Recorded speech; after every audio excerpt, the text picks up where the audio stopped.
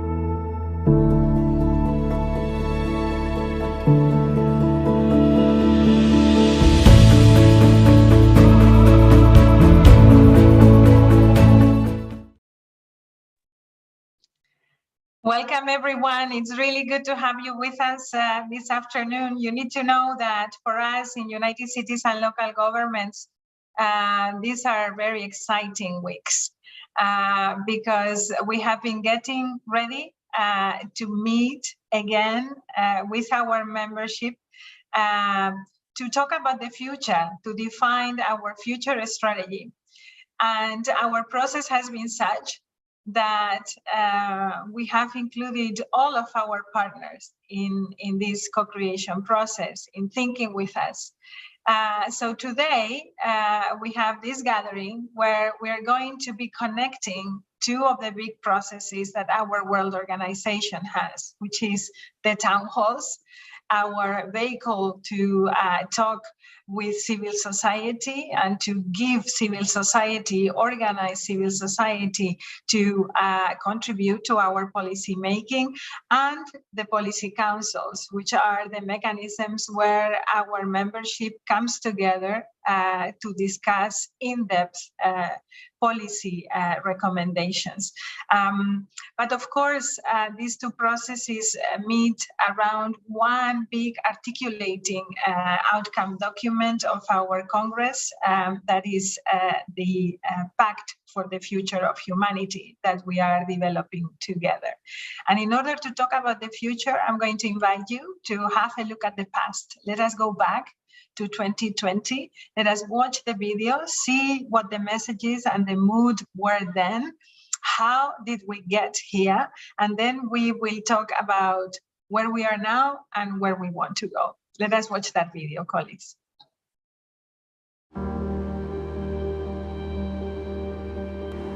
In the largest gathering of the municipal world in Durban eThekwini in 2019, mayors and governors from United Cities and local governments understood that they had a historical opportunity to deliver a new model anchored in the territories.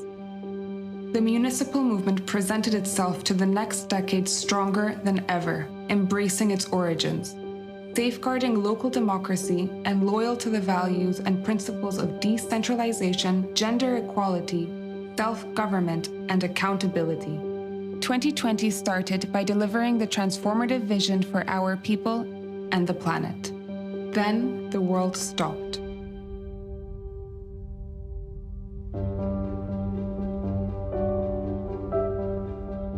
The way we all relate to each other radically changed, perhaps forever. Our cities and territories would never be the same. The COVID-19 pandemic is a magnifying glass that highlights who and what we are leaving behind. What do we mean by the commons? What should our commons mean? Who cares for us? Who do we need to care for? No single actor can bring change alone. In this tragedy, we have found the reasons to keep working as guardians of the dreams of our communities, as global actors with transformational and convening power. We might not know what is coming, but we know what we need to do. Municipalism is the proof that there is another way of going about politics. This challenge can become a foundational moment for our world that bridges local actions and global trends. A world that guarantees equal access to public basic services. A world that has developed an ecological transformation. A world driven by the next generation of human rights. A feminist world that cares and thrives with girls, women, boys, and men that are equally empowered. A world based on solidarity. United Cities and Local Governments, an equality-driven movement, is committed to facilitating the space for local and regional leaders to make this world a reality. We need to do it for the future, with the governments, with the people, with the planet.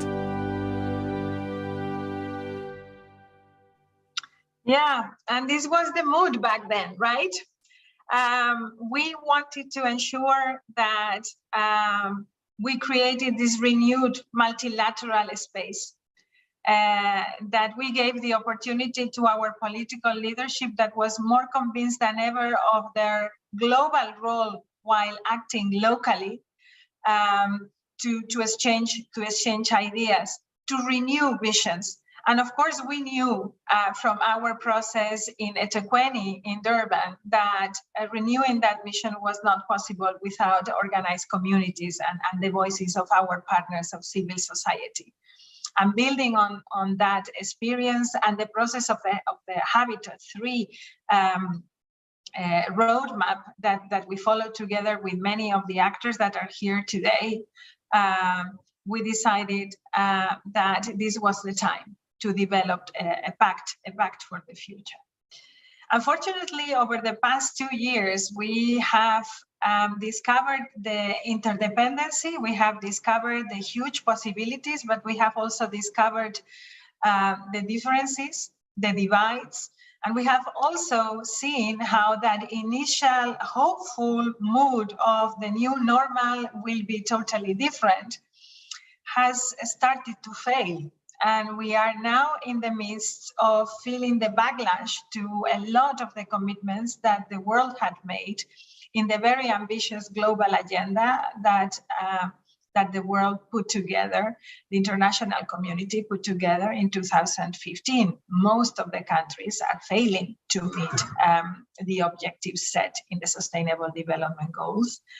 And we have a greater divide, a greater political divide, because of many reasons, several overlapping emergencies that we are facing and that are affecting in different ways to different parts of the world, but also man-made catastrophes, and among them, many armed conflicts that are enhancing the divides between nation states and in the worst cases, between peoples.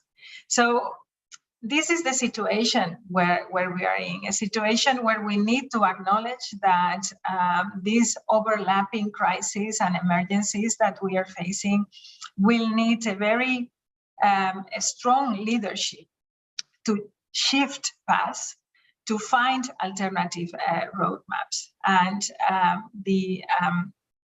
the resolve of our membership and of our political leadership is still very determined and very big to ensure that we, as first actors, develop a pact for the future that acknowledges the responsibilities that we have right now, the needs of current generations, but that also takes into account those needs of future generations, and that calls our leadership to act responsibly with those needs in mind. We call this process the development of the Pact for the Future. And what the town halls process are doing is contributing to that pact. For us, the town hall process is not only a space for discussion, but it is a space to influence decision-making in our world organization. So the policy papers that are coming out of the town halls and the discussions that have been taking place in the town halls have been feeding the Pact for the Future, but are also the direct result of some of the key topics that the political leadership identified as vital to be discussed about in order to shape a new normal, in order to shape our future. And this is what I want you to understand today, that what we are putting to you is some of the discussions that are taking place from the perspective of our town halls around the right to the city and caring systems. And that is a flow that goes from the Pact to the Future to the town halls, and from the town halls to the Pact for the Future. It goes both ways. What we want to ensure, and I will be brief about this, but I want to ensure that we all in the room understand that what we are co-creating together is a pact, a way forward that is animated by the type of leadership that is committed to equality, to empathy, to solidarity, and that we will be building on three key pillars: people, planet, and government, affirming the needs to embrace the responsibilities that we all have as different actors, to promote a more equitable, sustainable, and a different quality of life for citizens and communities alike. We want to protect the rights of people. We want to actually develop the existing rights. So we're thinking about additional rights. And from our perspective, the pact needs to embody the notion that we have been cultivating together with our partners in civil society to make the right to the city a reality and something updated to the current needs. It's a universal right as we understand it, strengthened by empowered people with their own agency that contribute to caring societies. So the notion of commons and caring are very much at the center of our discussions, and the discussions that we need to have today need to highlight the critical issues that we will need to address as local and regional governments constituencies in partnership with communities and organized communities, with civil society, to ensure that the commitments that we make around the Pact for the Future are actually attainable. They are actionable. And this is why we want to make sure that we have the opportunity to discuss with politicians, with the surplus of politicians, so that when we get to Daejeon, we have true ownership over the concepts that we are discussing. So today we are going to be discussing the findings and the state of the art of the discussion between the right to the city and the new urban agenda policy councils, with the findings of the town halls on global commons and caring systems. And I have two very dear colleagues that are going to go first and do a presentation. For the Global Commons Town Hall, we have Lorena Zárate and Sofía Torres that work within the framework of the Global Platform for the Right to the City, and that are going to be sharing with us what are the main takeaways of the process that they have been leading towards Daejeon and beyond. Right to the City, a critical topic at the center of the Pact for the Future from our perspective. I know that Lorena will be starting, and then we'll carry on to Sofía. I leave it to you, dear colleagues. Thank you for being with us, and thank you for all the work you are doing. Thank you very much, Sofía. Hello, everyone. It's a great pleasure to be here with you today, and together with Sofía Torres, my colleague, have the opportunity to share some of the work we have been doing as a collective group with several organizations and partners and institutions. Many of those are actually present today at this meeting, and we're very happy for that. And along several months and very intense meetings and debates, for us was also has been so far, and we are hoping it will continue to be really like a learning process. We are creating or co-creating something together. We're learning together, and I think that's the really challenging part, but also the very appealing component of this process. So thank you very much again to Emilia and the Secretariat for the invitation to be part of this process with you.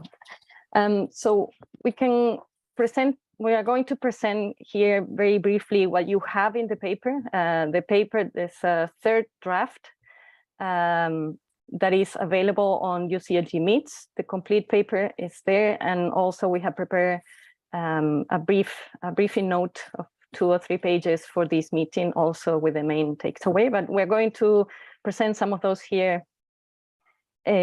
Basically starting with organizations that have been involved in this process, very, very important, who has been putting this together. So the Global Platform for the Right to the City was only the facilitator of this process.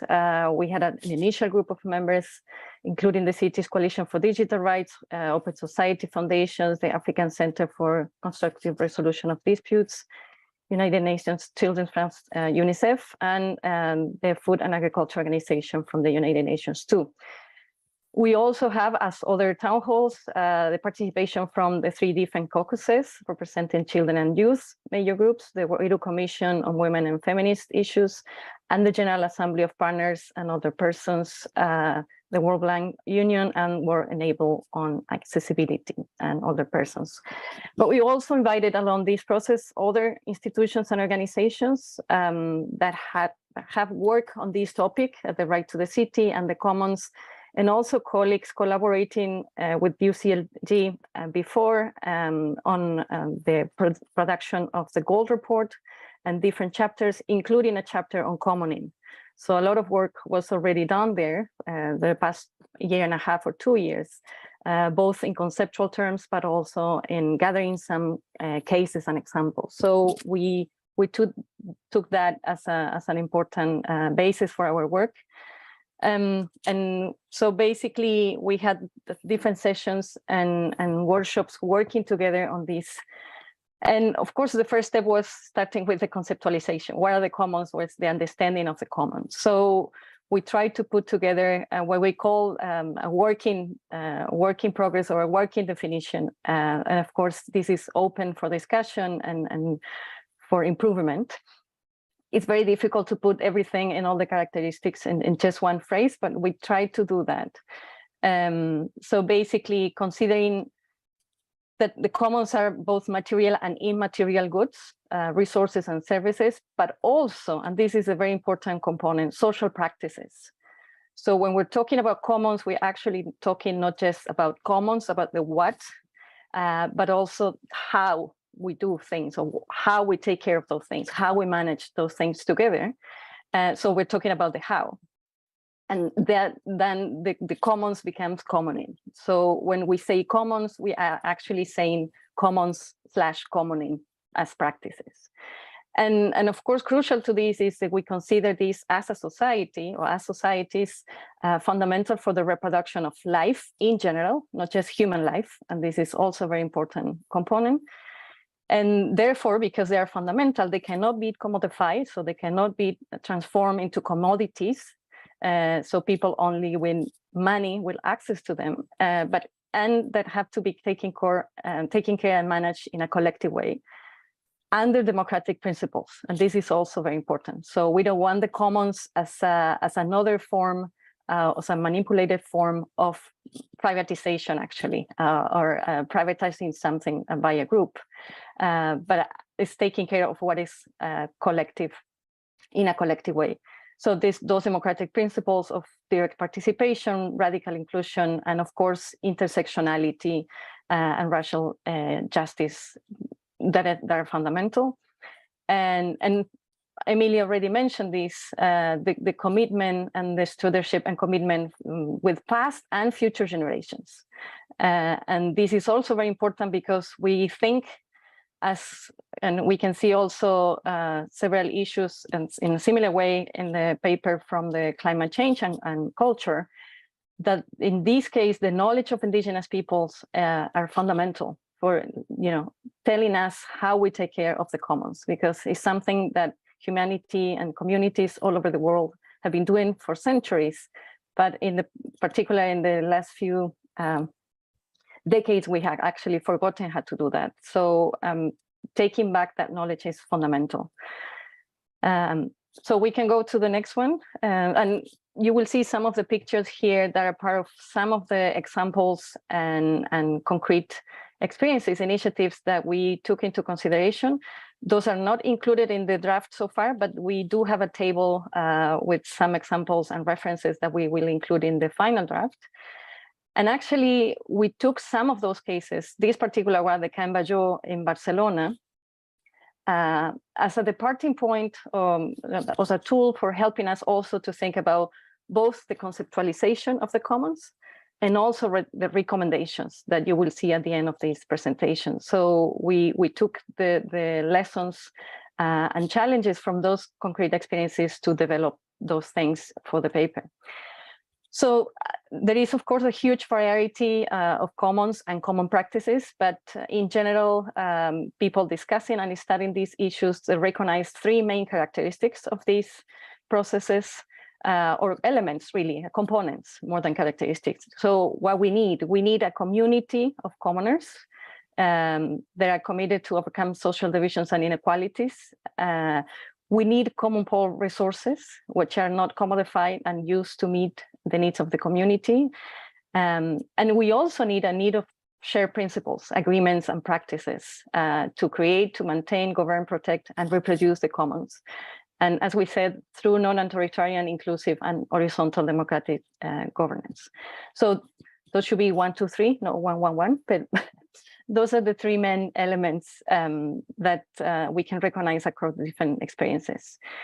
So again, in the part concerned with the definition, we also included some examples of some concrete thematics that we can see common in practices taking shape and taking place. But one important point here that I would like to highlight is two things. One, the commons and common in practices are multidimensional. So again, they include the material, the symbolic, political resources and social relations. We cannot separate those. But also, they are multi and trans-scalar, or they take place and they take care of commons and practices that engage at different levels. So not just the local level, not just the global level, but all levels together to some extent. So that was also part of the discussion because, and that's why you will see in the name of this town hall and in the paper, the global in parentheses. So the global town hall was the first proposition we had from the UCLG Secretariat to work on this, of course, understanding the need that commons should be considered as global, even if they are at the local level, and for that, like public goods and so on and so forth.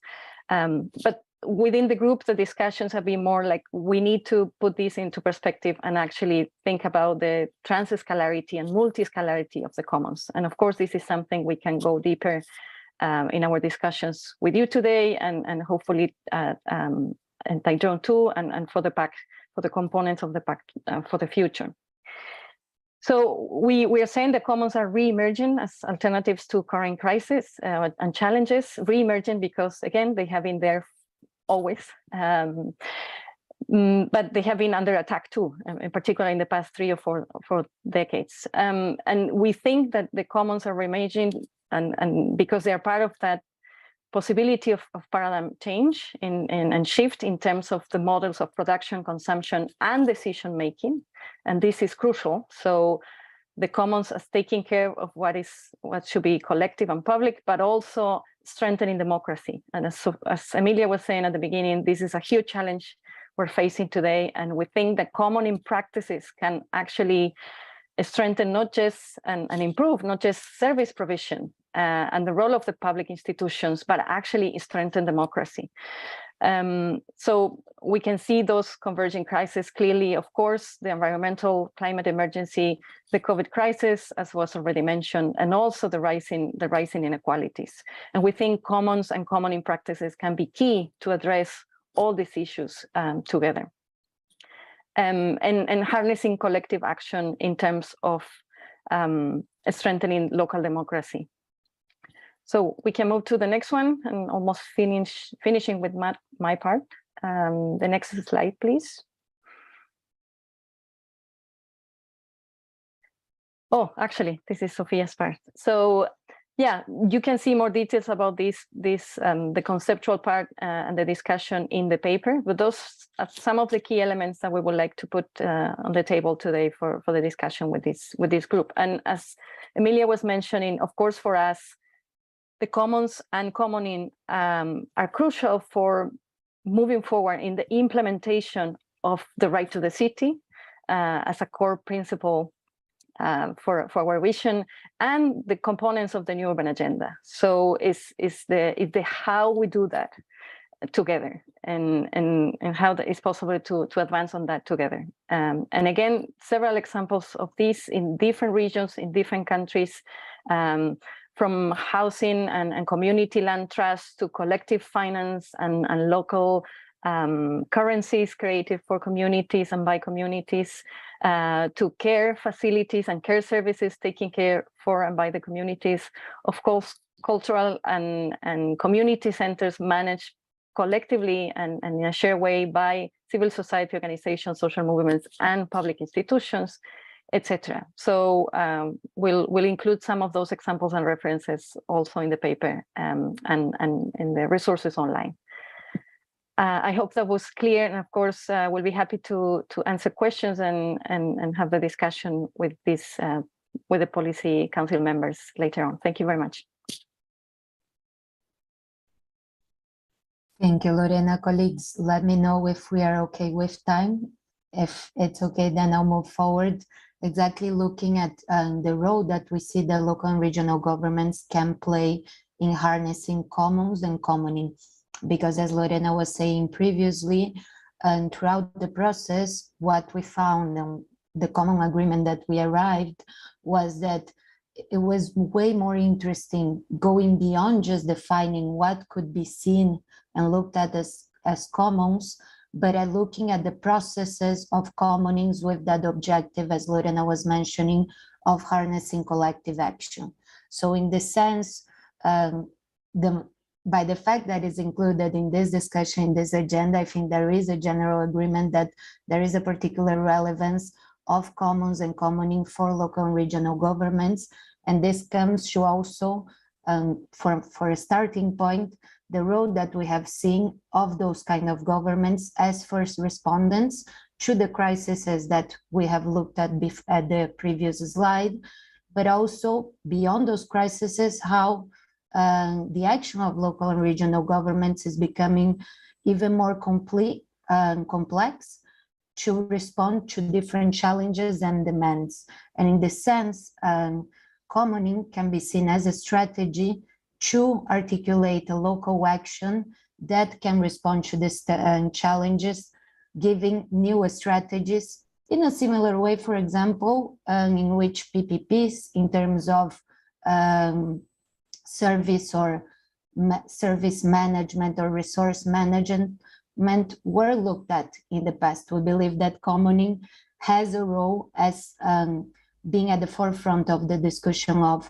responding for those internal challenges of local and regional governments, at the same time that they have this key added value that Lorena was commenting on the previous block of reinforcing ties and cooperation under the scheme of local democracy. So it's a new approach for the management of delivery of resources, but that is based on a culture of co-creation and co-responsibility and collaboration in a moment where we know that this is more needed than ever, as we have seen persecution towards civil society, but also organizations that are mobilized, but also a descriminalization of public institutions as well. So if we move forward, when we were trying to conceptualize what would be key guidelines to base this action of local and regional governments action, we ended up looking at human rights protection language in the sense that we see commoning as a way to strengthen the capacity of local and regional governments to fulfill their human rights obligations as well, even if they are not the same as states, but also their public policy commitments. And in this sense, we highlight three main paths of actions. So the first being respect and trust, starting with a look of how local and regional governments can act proactively in supporting common initiatives that already exist and giving them the space to flourish them, removing, for example, potential obstacles, being them legal, regulatory, or financial, and looking even at, for example, how different regulations can be put forward to support those kinds of initiatives. We do part from the belief that this kind of initiatives, they cannot be and they should not be regulated in the same way that collaborations with private actors are. And they require this moment of co-creation of how to regulate and how to support commons. And then protecting common initiatives from possible resistances and retaliation, I was mentioned before, but also finding the ways to support common initiatives through time and having the basis of continuity. This is something that emerging discussions of how local and regional governments can put effort in supporting common initiatives, but then they don't flourish through time. So finding what are the elements that can give this continuity. And finally, but very, very important, realization and looking really at how commoning can be a lever for greater equality from a comprehensive human rights perspective that is aligned with different human rights and that is intrinsically feminist, anti-racist, and intergenerational. So to conclude, because we have taken our fair share of time, but it is a complex subject, we have developed two sets of recommendations. These recommendations, they don't look specifically on how to implement policy pathways towards concrete different areas of commoning, as were cited before, housing, digital rights, but more as how to support ongoing initiatives and creating space for other commoning initiatives to flourish in a wider manner. So we're looking at immediate action recommendations and medium-term action recommendations. In this sense, it would start with working what already exists and holding consultations and participatory mapping, but also looking on what exists in terms of the regulatory framework and how this can be adapted to support common initiatives, identifying gaps, but also identifying how those can be adapted and aligned to existing public policies, programs, and budgets. And also identifying public goods such as lands, buildings, and other facilities. The example of Cambatio, for example, that Lorena mentioned at the beginning, how they can be mobilized with the support of civil society organizations. And always maintaining a two-way communication channels with the different actors involved, and also looking at the very important role on how we can bridge the gap between the local discussion on commons and global agendas and debates. And in this sense, of course, we see UCLG as a key facilitator of this process. And for the medium-term recommendations, they build on those first recommendations, but they tend to have a step forward. So promoting and constructing the channels to build peer-to-peer, multi-sectoral learning and capacity building sustained through time regarding commons. In the sense, as a next step, we believe that there is a heightened space, for example, for starting discussions between local and regional governments that are trying to set forward these practices, because there are, for example, technical questions regarding regulation, but also the political as well. And having this capacity building, peer-to-peer learning can be a very good sustained starting point as well through time.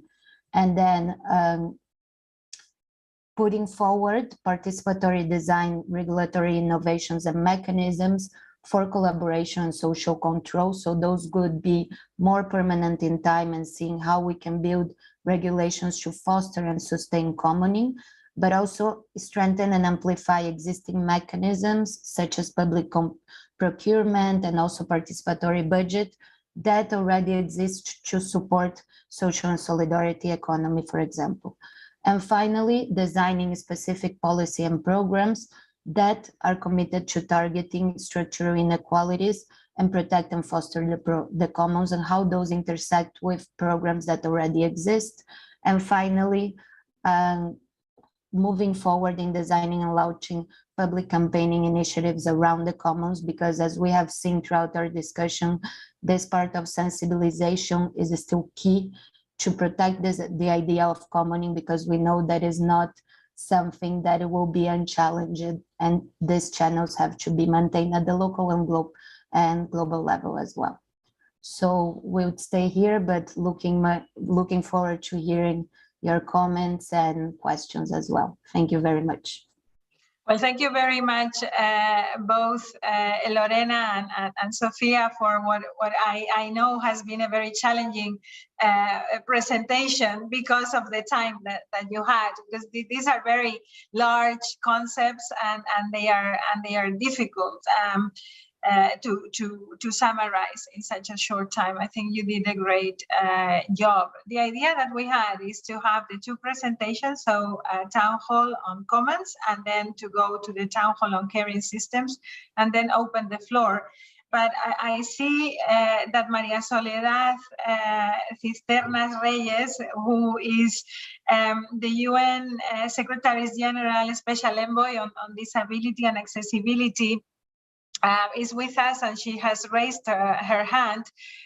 So I want to give her the opportunity. María Soledad, ¿querías intervenir ya en este momento?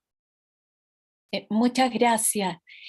Quiero felicitar por el enorme trabajo que han realizado. Se nota que hay mucha investigación, pero quiero puntualizar dos cosas que son útiles para este documento y para el documento de cuidado específicamente. Y las puntualizaciones son, en primer lugar, en relación al derecho a la ciudad. El derecho a la ciudad es absolutamente hoy día indivisible, inseparable de la accesibilidad universal. No podemos entender un derecho a la ciudad sin la característica de la accesibilidad universal, que es un pilar y un puente para el ejercicio de los derechos humanos y libertades fundamentales. Y esto también obviamente se extiende a los entornos rurales. Eso es un primer comentario bien sintético. El segundo se refiere a la teoría del cuidado. Sabemos que es una teoría contemporánea, el cuidado dirigido al hogar, al medio ambiente y a las personas. Pero cuando nos referimos al cuidado en relación a las personas, es importante tener en cuenta que bajo el enfoque de los derechos humanos, los titulares de derechos, en este caso personas con discapacidad, personas mayores y otros grupos, en los instrumentos internacionales se habla de los servicios de apoyo o los servicios de atención que pueden ser en la comunidad o pueden ser personalizados en base al derecho central, que es el derecho a la vida independiente y a ser incluido en la comunidad. Entonces es importante que el documento deje claro que está bien en toda la elaboración del cuidado, de que debe ser más repartido, que debe ser financiado, etcétera, que está señalado y es la teoría elaborada desde los cuidadores, pero desde las personas que son quienes reciben la atención, el servicio, el apoyo, los ajustes razonables, es importante hacer presente que, reitero, el derecho es a la vida independiente, a ser incluido en la comunidad, y ese derecho que está en la Convención sobre los Derechos de las Personas con Discapacidad, artículo 19, y está también en la Convención Interamericana de Personas Mayores. Ese es el eje para estos titulares, que no se entienda que es una carga, que es tareas, obligaciones y solo responsabilidades atender a personas que guardan igual dignidad y derechos que todos los demás. Por eso el lenguaje acá es muy importante y no es menor. Entonces pediría que ojalá pudieran precisar esas dos miradas, para que quede claro desde los titulares de derecho, que son quienes reciben la atención. En el artículo 19 de la Convención en Discapacidad que he mencionado, ahí está claramente en los servicios abiertos a la comunidad y también los servicios incluso personalizados, residenciales o domiciliarios. Y obviamente esto forma parte de un servicio de sistemas integrales de atención y apoyo. Y hay que buscar el nexo con la accesibilidad también. O sea, se parte con la regla general de política pública, que es la accesibilidad, y luego vienen las adecuaciones personales, que son los ajustes razonables y los apoyos. Eso era lo que quería señalar. Muchas gracias. Muchísimas gracias, María Soledad. Te has adelantado y yo creo que nos viene bien a la discusión que vamos a tener. Pero yo creo que en este momento también creo que es importante que te comparta la visión que estamos intentando nosotros defender, que no es una visión de cuidados, de cuidadores y a quien se cuida, que es una visión de cuidados general, de cuidarnos entre nosotros, de cuidar el planeta, de cuidar el gobierno, de que nos importe lo común, de que nos sintamos empoderados, empoderadas, para poder decidir sobre nuestras vidas y tener la vida que queremos y definirla como queremos. Para nosotros el cuidado va más allá de prestar el servicio y yo creo que eso también Lorena lo ha dejado claro en el sentido de no ver los comunes simplemente como recursos. Estamos retando al sistema para que tengamos una sociedad más empática, donde el estar bien, el bienestar, no se mida solamente por la capacidad económica, el progreso no se mida por los ingresos que tiene un país, sino también por la capacidad de ser felices, de tener agencia para decidir cuál es nuestro futuro, y eso también es cuidar.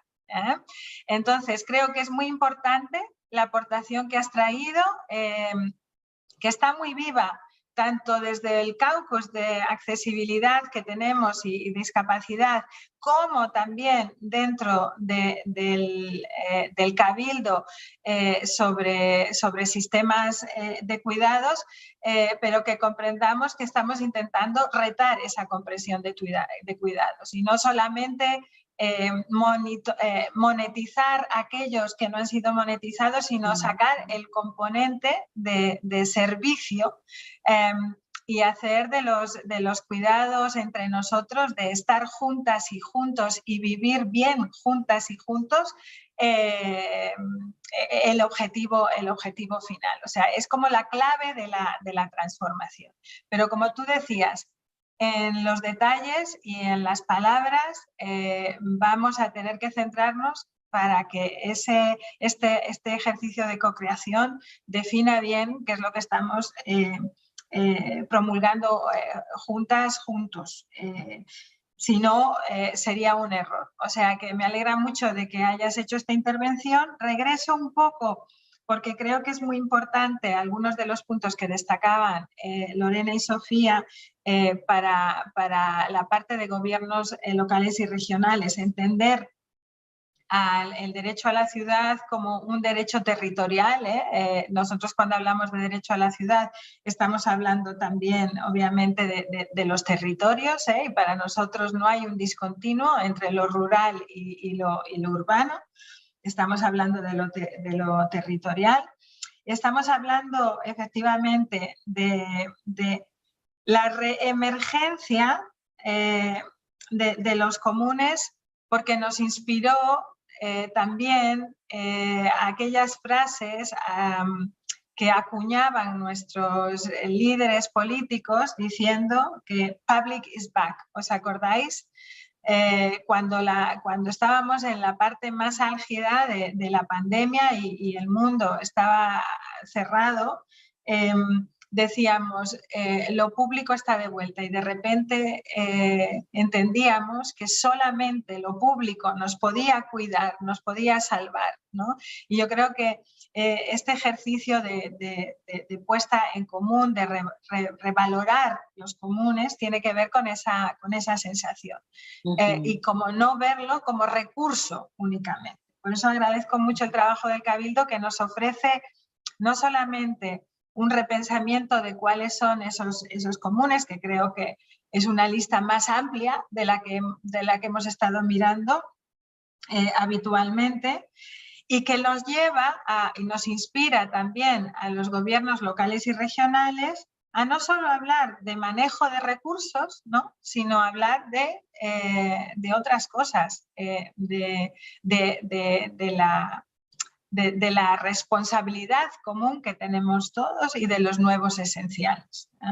Entonces, muchas gracias por esa presentación. Vamos ahora a pasar a la segunda presentación que teníamos prevista, para después ya sí abrir el debate. Pero creo que ya vamos avanzando en el debate y veo que se está animando también el chat, y volveremos a ustedes para decir de viva voz, Daría, más tarde, esto que estás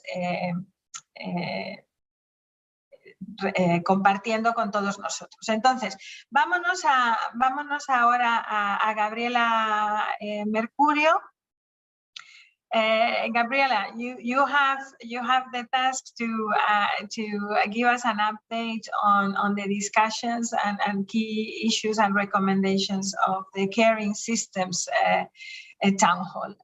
The debate is already open and directly geared towards the notion of care.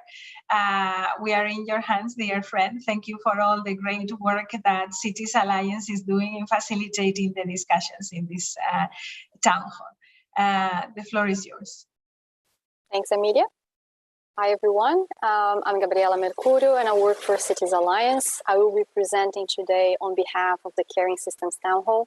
And I really hope to do justice to the extensive discussions that we have been having over the past months. So first, on behalf of the members of the Town Hall and also the different caucus, I would like to thank UCLG for this space provided for all of us to contribute to this debate. And also thank all of you for your availability for today's discussions, because it's a very important session for us. So the Town Hall is composed of a diverse set of organizations that work, advocate for, and represent marginalized and vulnerable people, care users and workers, and broadly speaking as well, people who are often left behind by public policies and services. So you will note that the paper relates to principles that are not necessarily new and can be found in global agendas and international commitments. What we talk about is, first and foremost, leaving no one behind, ensuring social, political, economic, and cultural inclusion, with emphasis on societies most marginalized and vulnerable, and doing so while promoting gender equality and environmental sustainability. So while such principles are not new, they need to be the foundation of a new look into care and caring. So our presentation today will focus on the key messages and recommendations drawn from the paper. But first, I want to quickly give you an overall perspective of where they are coming from and how the process and discussions within the town hall have been unfolding. So first, we are departing from the realization that we need to move beyond the traditional understanding and practices of care, as they tend to focus on the provision of health, social, or welfare assistance, and mainly see people as passive recipients, as service users, patients, or beneficiaries of services. Second, we are also departing from what we saw, not only, but became evident during the COVID-19 pandemic, that those who provide care, be that paid or unpaid, they are being left behind. So who is taking care of the caregivers? How have they been involved in decisions that deeply affect them? Have they been acknowledged for their contributions? What about protection? Are they being protected? So this current practice, they end up replicating existing patterns of inequality and exclusion, and limiting as well people's own ability to properly care for themselves, for others, and for the planet as well. So we are proposing the adoption of a new and broader understanding of care, one that can really drive structural transformation and helps repairing historical wrongs, and one that sees care as a link between all of us and everything that we do. So this change means seeing people as right holders, as active decision makers who should be enabled to make their own choices in terms of being cared for or caring for others.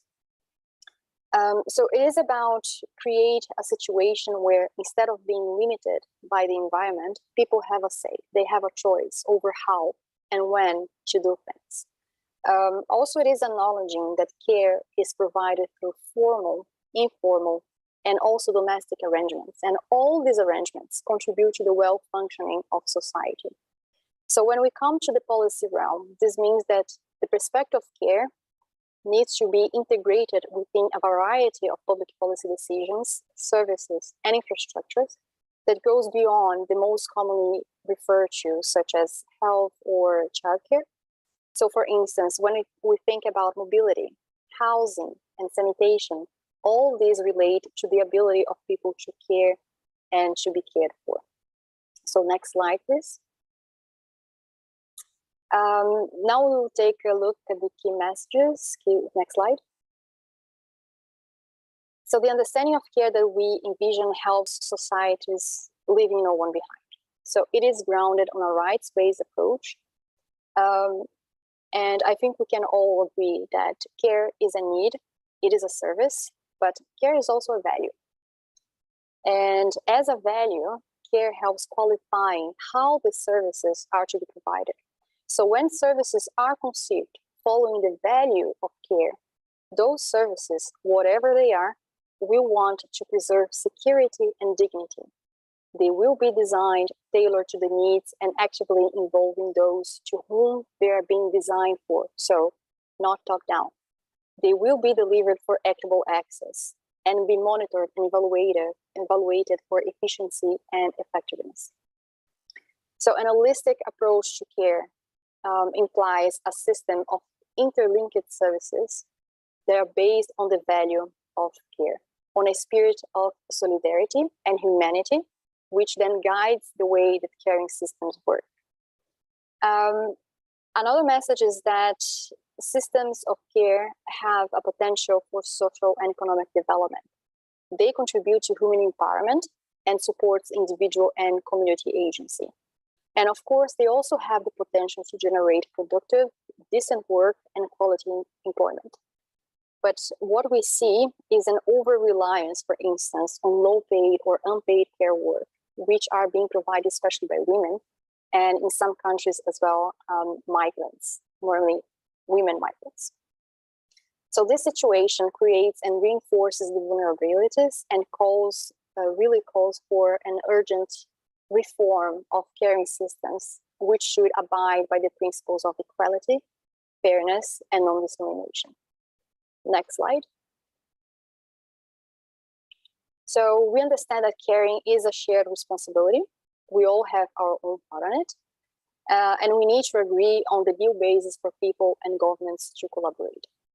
In our vision for a new social contract, we see cities and local communities as the privileged spaces that can allow for and promote sustainable development with care and solidarity as key values. But for this to become a reality, human rights need to be fulfilled and promoted by governments at the local and regional levels as well. And services and infrastructures, they need to be provided and accessible for everyone, for all residents, with no discrimination on any basis. Next slide. As part of in our understanding, as part of the government's share of responsibility, they need to ensure support and protection of the various services and structures composing caring systems. There needs to be adequate funding and regulation to secure equitable access and safe working conditions as well. And there needs to be participatory and inclusive approaches to decision-making processes. they should also provide clear standards of care and effective ways to hold those responsible accountable. Next slide. So now let's move to a more practical section on policy recommendations. So what you have here in the next slides are the umbrella recommendations, but in the paper we are working to provide more detailed suggestions and including as well examples of existing practices that will be found. So there are three considerations that need to be taken into account across all the recommendations. First is that people need to be meaningfully incorporated into co-design, implementation, and review of social, physical, institutional infrastructure. Gender transformative cities and caring systems need to be urgently set up. And the interdependence of formal and informal economy and the delivery of non-monetized services must be recognized as contributors to caring systems, while the rights and the well-being of those involved must be protected. So next slide. So the one before, sorry. Yes. The one on prioritize informal. One before this one. Yes, thank you. So this is the first recommendation, and it is to prioritize those living or working in informal settings and also the most marginalized. So you may have noted that in one of my first slides, I included a box calling for special attention to specific groups. These groups were women and girls. So there is also, in addition to being like a specific group for us to take into consideration, there's also a gender cut across all other groups. We will talk about that in a bit. So we cannot talk about care without talking about gender and the division of labor. So we need to engender public initiatives and budgets as well. We also need to account for migrants, displaced people, or refugees. In some countries, they represent a large share of those providing care services, especially migrant women, and are often subject to discriminatory practices. And second, when this group is left unprotected and unrecognized, they also refrain from seeking care when needed. Another group is older persons. So they are not only people who need to be cared for, they provide as well, especially older women, provide care services for family members or their communities, and can also take decisions on how to be cared for and care for others. Same with persons with disabilities. So we need to ensure that people with disabilities are provided accessible care services which protect their autonomy and guarantee as well their right to make decisions about the care and the services that they receive. We also have a special look to care workers. So we need to care for the carers by protecting the human, the labor, and human rights and well-being of care workers and caregivers, improving labor conditions, including respecting fundamental trade union rights, ensuring fair pay, and providing a safer environment to shield them from gender-based violence, deportations, and abuse. Finally, we also need, of course, to ensure the needs of other groups such as youth and other marginalized and minority groups, and make sure that their needs are also addressed. Finally, we also need to ensure that basic services are publicly funded, delivered, and regulated by public institutions, and that these institutions work on a public good approach, moving away from the privatization of welfare. Next slide. Thank you. So the second recommendation is to foster development from bottom up. So to enhance the effectiveness and efficiency of social, economic, and urban interventions, it is recommended that local and regional governments support joint work of all stakeholders instead of fragmented action, institutionalize participatory mechanisms through which civil society is included in policy design and decision-making processes, promote feminist leadership across institutional spaces. Women are the most affected. We need to occupy leadership and decision-making spaces. Invest in training and skill building to ensure the professionalization and long-term employability of government officials, community members, and care workers. And finally, it's not always about reinventing the wheel. So one of the recommendations is also that we can consider how existing facilities, services, and infrastructures can be mobilized in support of caring systems and follow universal design principles as so to be accessible to all. Next slide. I'm conscious of time. I'm almost done. So the third key recommendation revolves around the use of accessible technology. So to better integrate new technological developments into caring systems, our recommendations for local and regional governments is to foster a digitalization process that increases access to care, but it needs to be followed by skills building and also considering existing digital divides so as to not leave anyone behind. Promote the collection and use of adequate gender and age disaggregated data collection for accountability and also for more efficient planning. And promote residents' access to affordable and accessible technology and reliable information. Information is also a key word here, as well as the skills and confidence to use it. But there are also a few things to consider when we talk about involving technology. And these are that data privacy, protection, and public ownership and control of the technology and of the data that has been generated. The digital technology is not introduced in a top-down manner, but rather it is led from below, addressing the real needs of residents. And then that as well, digitalization should not be used to reduce or compete with care workforce. Next slide. So we come to the fourth and last key recommendation, which is about caring for the planet.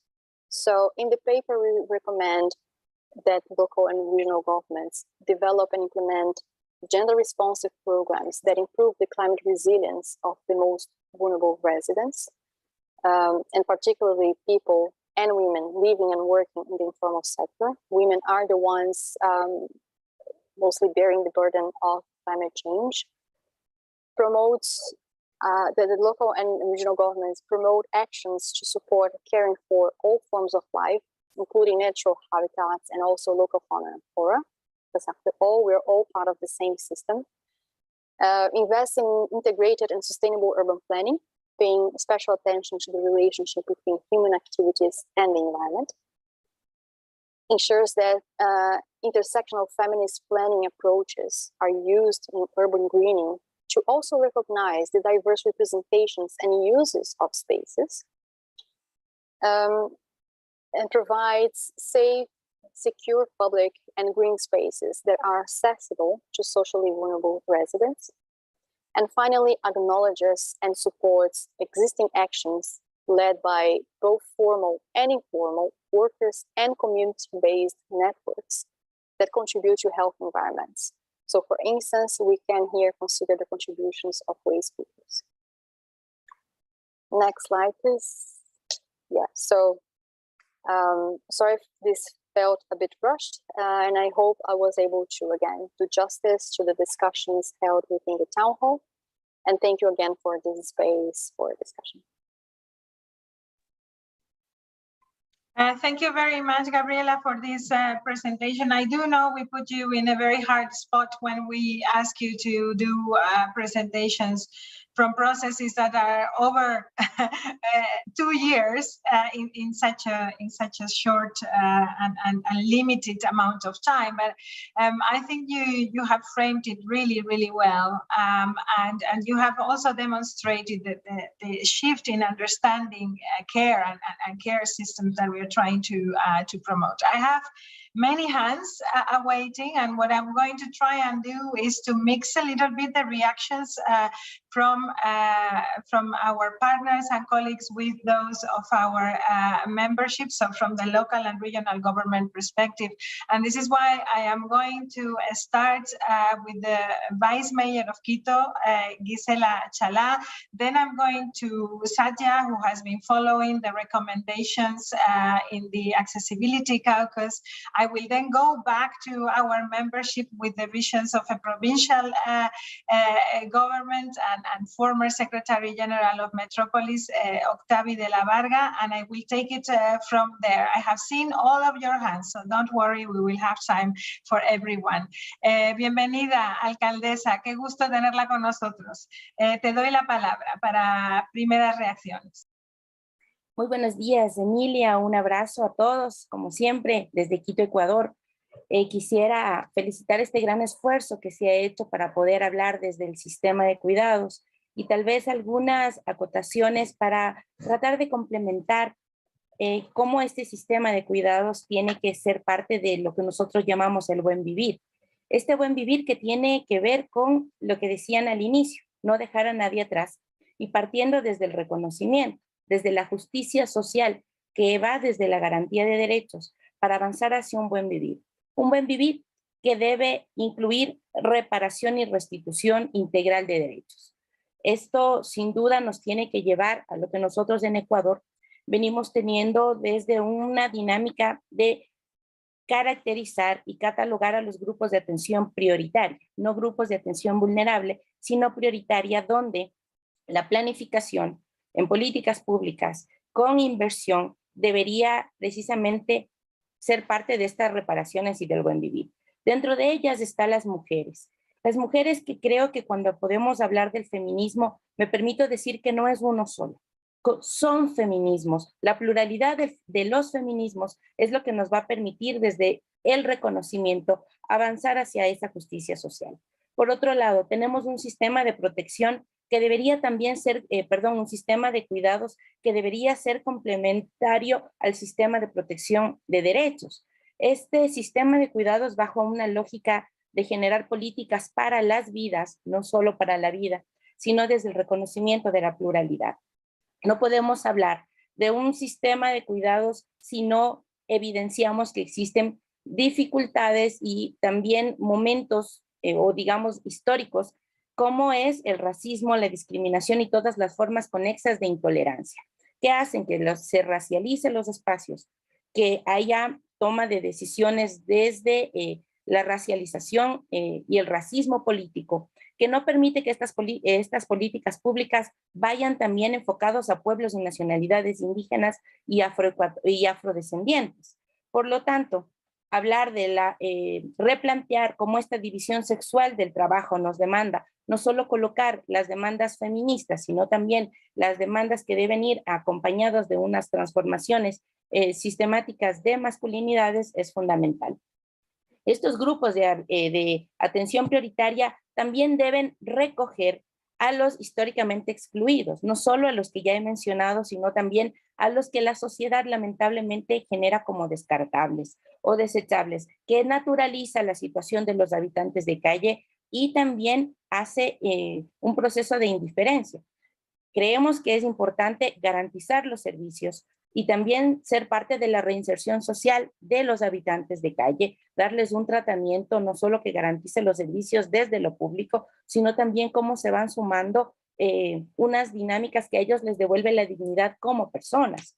Por otro lado, erradicar las violencias, pero no hay una violencia tan grande como el trabajo infantil. El trabajo infantil que debe ser erradicado desde la política pública e incluido en el sistema de protección y garantía de derechos desde los cuidados. Y por último, también volver a insistir en combatir la naturalización de las violencias y lo que decía Frantz Fanon, el poder colocar desde la horizontalidad a los que históricamente se denominan como los condenados de la tierra, como las mujeres, como las personas en situación de movilidad humana, y cómo estas afectan al cambio climático. Hablaban hace un momento de los comunes deben incluir los derechos colectivos de los pueblos y nacionalidades indígenas y afrodescendientes, desde la dinámica de ancestralidad. Por último, ahora sí, creo que es fundamental que este sistema de cuidados que va a llevarnos a tomar decisiones en cuanto a ser parte de la incidencia debe contar con una hoja de ruta para ir acompañando a cada uno de los gobiernos locales, no solo los compromisos y estos encuentros que vamos a tener, más allá de generar estas bondades de lo que sí hemos logrado, nos debería llevar a la reflexión de lo que no hemos logrado, de cómo la pandemia sigue agudizando estas brechas de desigualdad. Y quizás la Agenda 2030 necesite algunos refuerzos, necesite los ODS, necesiten otras dinámicas para poder llegar a aquellos lugares donde no lo hemos logrado. Creo que ese es buenos ejercicios, quizás desde la autocrítica, pero también replantear y reforzar cómo esta pandemia que no se ha ido sigue recrudeciendo las situaciones tan complejas que ya teníamos, no solo para los humanos, sino también para contrarrestar el cambio climático. Hasta ahí mi primera reacción. Muchas gracias. Un abrazo. Muchísimas gracias, alcaldesa, por esta primera reacción. Efectivamente, yo creo que hay un aspecto muy importante que ha traído a la mesa, que tiene que ver con la naturalización de las violencias, la naturalización del desigual acceso a servicios y la naturalización también de no llegar a poder disfrutar de los derechos de los que hemos reconocido, ¿no? Y eso también me lleva a pensar no solo que lo tenemos que integrar esto en nuestra visión de cara al futuro, sino que creo que también tenemos que intentar que lo que comprendemos ahora como repensar los comunes y también en los cuidados, tiene que ir más allá de los derechos. Yo creo que esta es también la gran diferencia que estamos intentando introducir, que no son solo conceptos sobre derechos que tenemos que articular después y reclamar individualmente, sino que es una cuestión colectiva sobre la cual lo público se tiene que responsabilizar y que entonces tiene que también cambiar nuestros sistemas de servicio público, pero tiene que también cambiar cómo nos dotamos de esos servicios. Entonces, la infraestructura de la gobernanza también se transforma. Aquí vamos con cosas que son complicadas y, como decía Lorena al principio, no van a ir fácil, porque va a haber fuerzas que se van a oponer a esto también, ¿no? Y creo que este espacio de co-creación tiene que ser muy consciente de esto. Pues como habría prometido, I will go now to Satya Brink, and then I will go to Octavi. And I would also like to acknowledge the Vice Mayor of Sfax, who is with us, and I would like to make sure that I give him the floor at some point. I see Maureen as well, and I see some of our youth caucus members like Daniel and Elana who are around. So if you don't raise your hand, I will raise it for you. So just warning you. There we go. Let us go with you, dear friend. Thank you for being with us, Satya.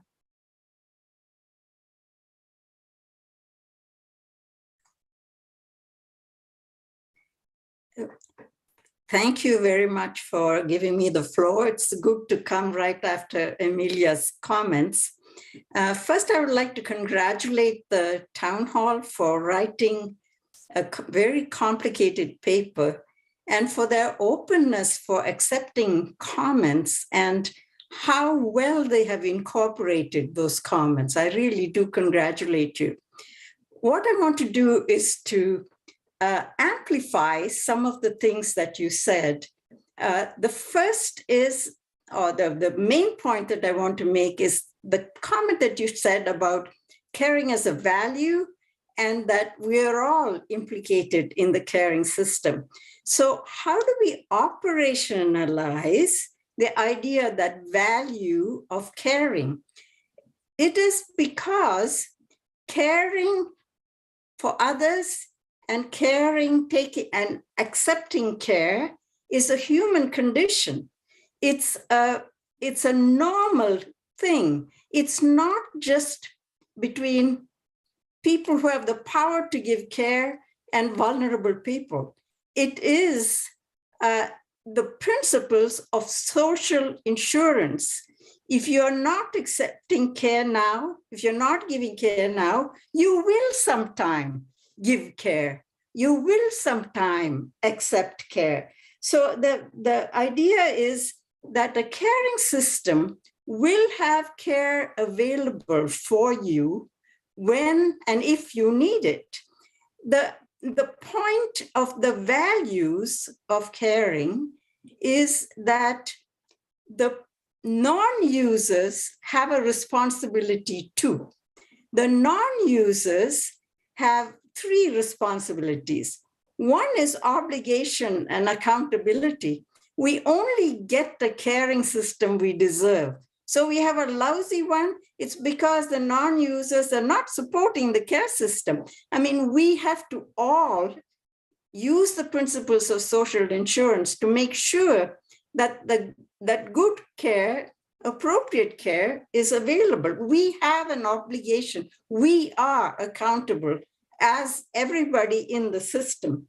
And secondly, to provide care, even as volunteers, if there is a need, to recognize when there is a need, to call attention to it, to help people to connect where care can be achieved if necessary. For the exchange of care is the way I would like to call it, rather than provide care.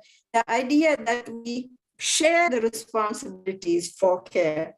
And thirdly, to understand that we may be future users of care. That's the principle of social insurance, that we might someday, have an accident or grow old or fall or something. And therefore, it's very important that values is operationalized in the way of caring in the caring system using the population level social insurance principles. Thank you very much. Well, thank you very much for this very useful comments, very, very constructive. I know that you have been following the discussions quite closely within the caucus. And I think what you said is very helpful. I would like to push it an inch. I really like this issue about the collective responsibility, and we are all accountable around it. I think your wording around the exchange of care is also very useful, but I would hope that in the shift that we are trying to promote towards future generations, we also understand care as a different way of looking at the manner in which we live together and that we organize together. It's not only about when you are dependable or when you have had an accident or you are growing old, but it is also about organizing our work in a way that we are not treated like machines that need to produce, but actually as creative beings that have a role in society that includes caring for others, but being cared for as well. It is around also deconstructing some of the notions of who actually needs care that leaves aside some of the people that need it most. And I think that the mental illnesses are the ones that are really suffering because they are not visible, for instance. If we understand this new notion of care beyond productivity in our societies, then I think we will be making or triggering the real transformation that we need. And I really like what you have said as well, and what Gisela pointed to, which is we might need to bring this also. It is imperative, in fact, I think, that we bring it to the post-SDGs discussion. In the renewal of the SDGs, we need to include these values as well. So thank you very much for this very rich discussion. I'm going to Octavio de la Varga now from this from our territorial perspective. Octavio, we know that this is not going to be easy, right? That what we are promoting here is going to be challenging. Part of the notion that we have about different roles, the role of private sector, the role of the market, the many roles are being challenged with the things that we, and also the shift of powers.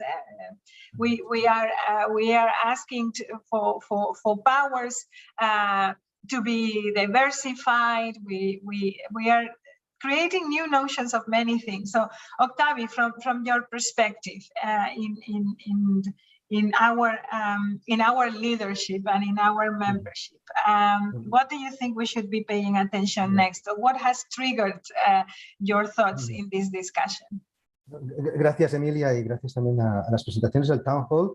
Yo quería centrarme en la parte práctica también, práctica pero estratégica y política, porque si hablamos de gobiernos, ¿no? De gobierno local, de los elementos que más contribuyen al gobierno local, más que otros niveles de administración, es a la calidad de vida de la ciudadanía, de los ciudadanos y ciudadanas, a los derechos, a implementar al logro esos derechos de los ciudadanos, no solamente políticos, pero también sociales, de toda índole, y también son los gobiernos que más desarrollan políticas o deberían desarrollar políticas centradas en los ciudadanos, en las personas. Y eso que otro nivel de gobierno no sería.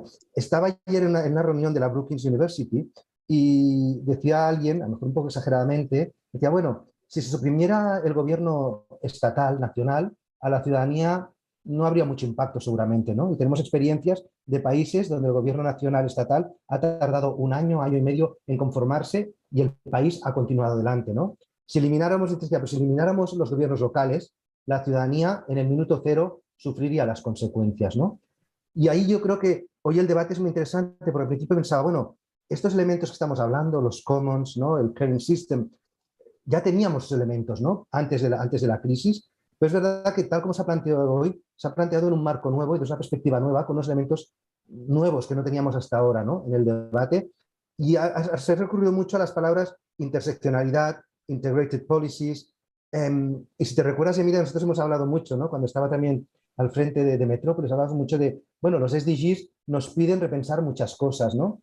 Y no digo nosotros, en general toda la comunidad de gobiernos locales y regionales. Llegó la pandemia y decíamos, es que la pandemia nos obliga a repensar muchas cosas, ¿no? Y creo que el éxito de lograr que el debate de los commons y del caring system se logre, tiene que ir con un debate en paralelo o integrado de repensar. Creo que tú también lo planteabas antes, ¿no? Yo creo que tenemos que repensar tres cosas. Una es nuestros modelos, estructuras de gobernanza, porque tal como están ahora, yo creo que nuestras estructuras de gobernanza no dan respuesta a estas problemáticas. Nuestras estructuras o sistemas de policy making, yo creo que no están adaptados para responder a estas políticas que tendrían que surgir a partir de incorporar estas perspectivas que se han hablado hoy. Y obviamente creo que ese es el punto que tú destacabas también, y estoy totalmente de acuerdo, es nuestro sistema de prestación de servicios. Continúan sin estar adaptados a estas nuevas necesidades de nuestra sociedad y por tanto yo creo que si el debate de los modelos, ¿no? De estructuras políticas, de sistemas de prestación de servicios, gobernanza, no va en paralelo a este debate de los commons caring systems, yo creo que no acabaremos de lograr el objetivo que nos planteamos, ¿no? Muchas gracias, Octavi. Muy de acuerdo, ¿no? Con el repensar los sistemas de servicios, repensar también qué tipo de servicios necesitamos, y yo creo que aquí ayuda también mucho un comentario que hemos visto en el chat antes de Daría, cuáles son los servicios públicos, qué es lo público y qué no. Y nos viene bien también recordar que hablamos de derechos adquiridos, hablamos de derechos humanos, hablamos de servicios públicos, pero hay una gran parte de la población que no tiene acceso al agua, y el agua es una cosa vital para vivir. Sin agua no viven los humanos. Entonces, creo que es muy importante que pongamos, que entendamos que no es solamente cómo organizamos los servicios, ¿no? Sino efectivamente cómo organizamos la gobernanza para dar reconocimiento a estos comunes que tenemos, a lo que es de todos, lo que es los recursos, pero también los valores colectivos. Entonces, repensar la forma de hacer políticas, que creo que todas las recomendaciones de los town halls van por ahí, y esto me gusta mucho, porque saben que están hablando a los gobiernos, a un gobierno que puede reformar la manera de hacer políticas, y también la responsabilidad que tenemos que asumir desde nuestro colectivo para repensar la gobernanza con las comunidades, ¿no? en esta co-creación y responsabilidades compartidas. Muchas gracias, Octavi, por estas aportaciones. Voy a ir a Maureen, porque tenía la mano para hacer salto que doy entre partners y miembros, y después voy a ir al vicealcalde de Sfax, después a Daniel, de nuestro caucus de juventud, y después a Luz. Maureen, the floor is yours. Thank you very much, Emilia. My name is Maureen from the Office of the Special Envoy on Disability and Accessibility. First of all, as an office, we would like to thank you for the invitation to this meeting and congratulate you for the enormous work that is behind everything you do. Well, we would like to say that we understand the perspective of taking care of each other, but we also think it's important to highlight the right to independent living and to be included in the community. This right is the fundamental point, and the Article 19 of the Convention on the Rights of Persons with Disabilities speaks of assistance and support, but not of care. This assistance and support are interdisciplinary. Even Article 25 of the CRPD on health talks about health care and not about care. The document talks about tasks, that care is not shared between genders, that is often unpaid. Clearly, this is the caregiver's approach. This perspective is questioned by persons with disabilities and older persons, as they feel that they are treated as burden to those who require assistance. Maybe that's not the correct way to talk about caring. The Special Envoy thinks that we need to change that perspective.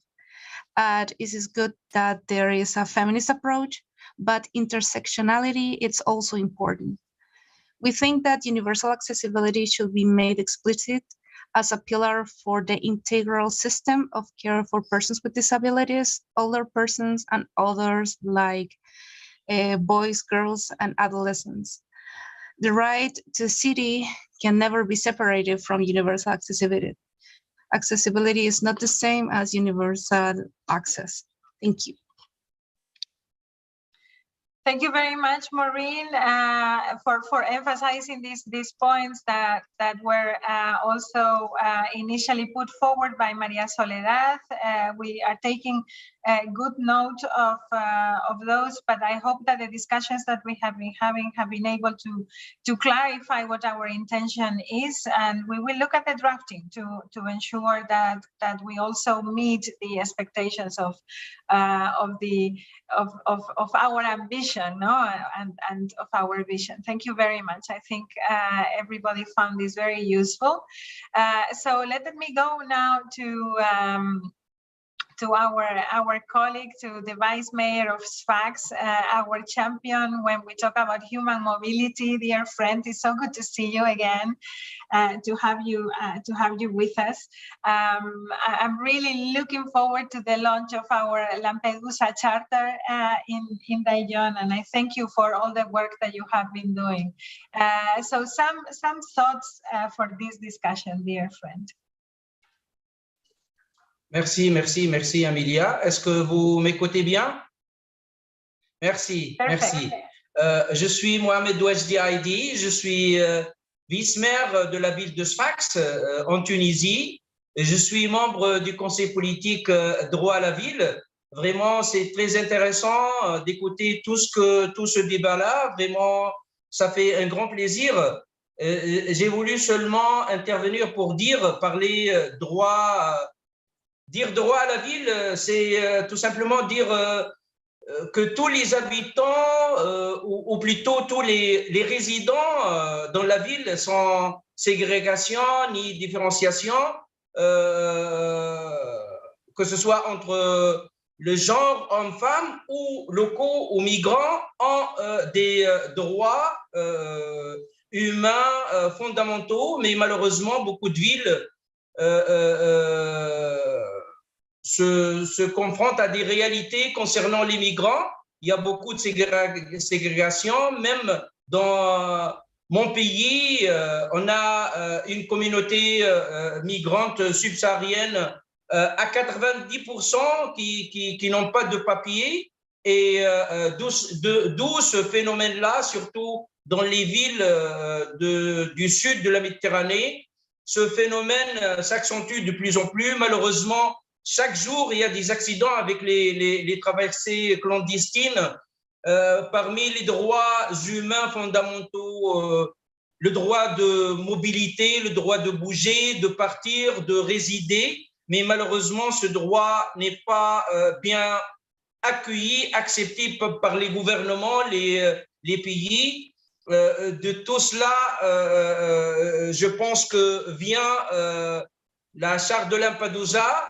C'est un travail des années, disons, des acteurs de la société civile en Europe, en Afrique, au Maghreb, à l'Amérique latine et en Asie, de tous les 4 coins du monde. Et je voudrais saluer la CGLU, la secrétariat général qui a bien travaillé, et j'avais l'honneur, et j'ai toujours l'honneur, de présenter ma ville dans tout ce parcours-là pour arriver à la charte. Et je crois que plusieurs années déjà passées, les associations de la société civile à l'Europe ou en Afrique ont fait beaucoup d'efforts et des actions pour arriver à cette déclaration, à cette charte-là. Et je crois que il faut saluer l'engagement de la CGLU et les efforts de tous les parties prenantes, que ce soit les villes, surtout la secrétariat générale, j'insiste bien, parce qu'elle a mené un grand effort pour arriver à cette déclaration-là, que ma ville soutienne dans le cadre d'une approche humaine et humaniste, disant que les droits sont pour tout le monde, pour les gens qui vivent tranquillement dans leur ville, et aussi bien pour les migrants qui ont été obligés de partir pour des causes qu'il ne faut pas trop discuter. Chacun a le droit de bouger, de partir, de résider, et les villes ont des obligations d'accueillir et de bien traiter ces gens-là, que ce soit au niveau de santé, de l'éducation, et aussi bien de garantir le bon séjour et les conditions de bien vivre à ces gens-là. La ville de Sfax, avec Lampedusa, avec Catania, Palerme, Torino, Tanger, Marseille, toutes les villes qui sont partenaires, et aussi avec les acteurs de la société civile, plaident pour cette charte-là, que j'espère qu'elle sera adoptée par le Congrès et par les gouvernements et les villes lors du Congrès au mois prochain. Je crois que dire une ville ouverte, droit à la ville, c'est aussi penser à les migrants qui sont parfois non pas peut-être considérés comme une catégorie ordinaire qui vit dans ces villes-là. Je crois que la CGLU a fait beaucoup d'efforts, beaucoup de travail, et j'espère que tout cela sera conclu par l'adoption de cette charte-là. Ce n'est pas seulement au niveau technique et administratif, mais la migration et le droit de voyager, de passer d'une frontière à une autre sera une politique humaine et humaniste des villes et de tous les acteurs, que ce soit en Europe, en Afrique ou en Amérique, en Asie. Le droit de bouger, de migrer, d'immigrer, c'est un droit humain, un droit naturel qu'il faut plaider. C'est dans tout ce contexte-là vient la charte de Lampedusa. Merci. Merci, merci à vous. In fact, what we are challenging with the work that we have been doing with the Lampedusa Charter, but also the discussions within the town halls and for the Pact for the Future, is actually challenging some of the notions that have been ruling relationships between different spheres of government and between the spheres of government and the citizens and between countries. And some of the work that we are doing within the Lampedusa Charter around human mobility is challenging the notion of citizenship.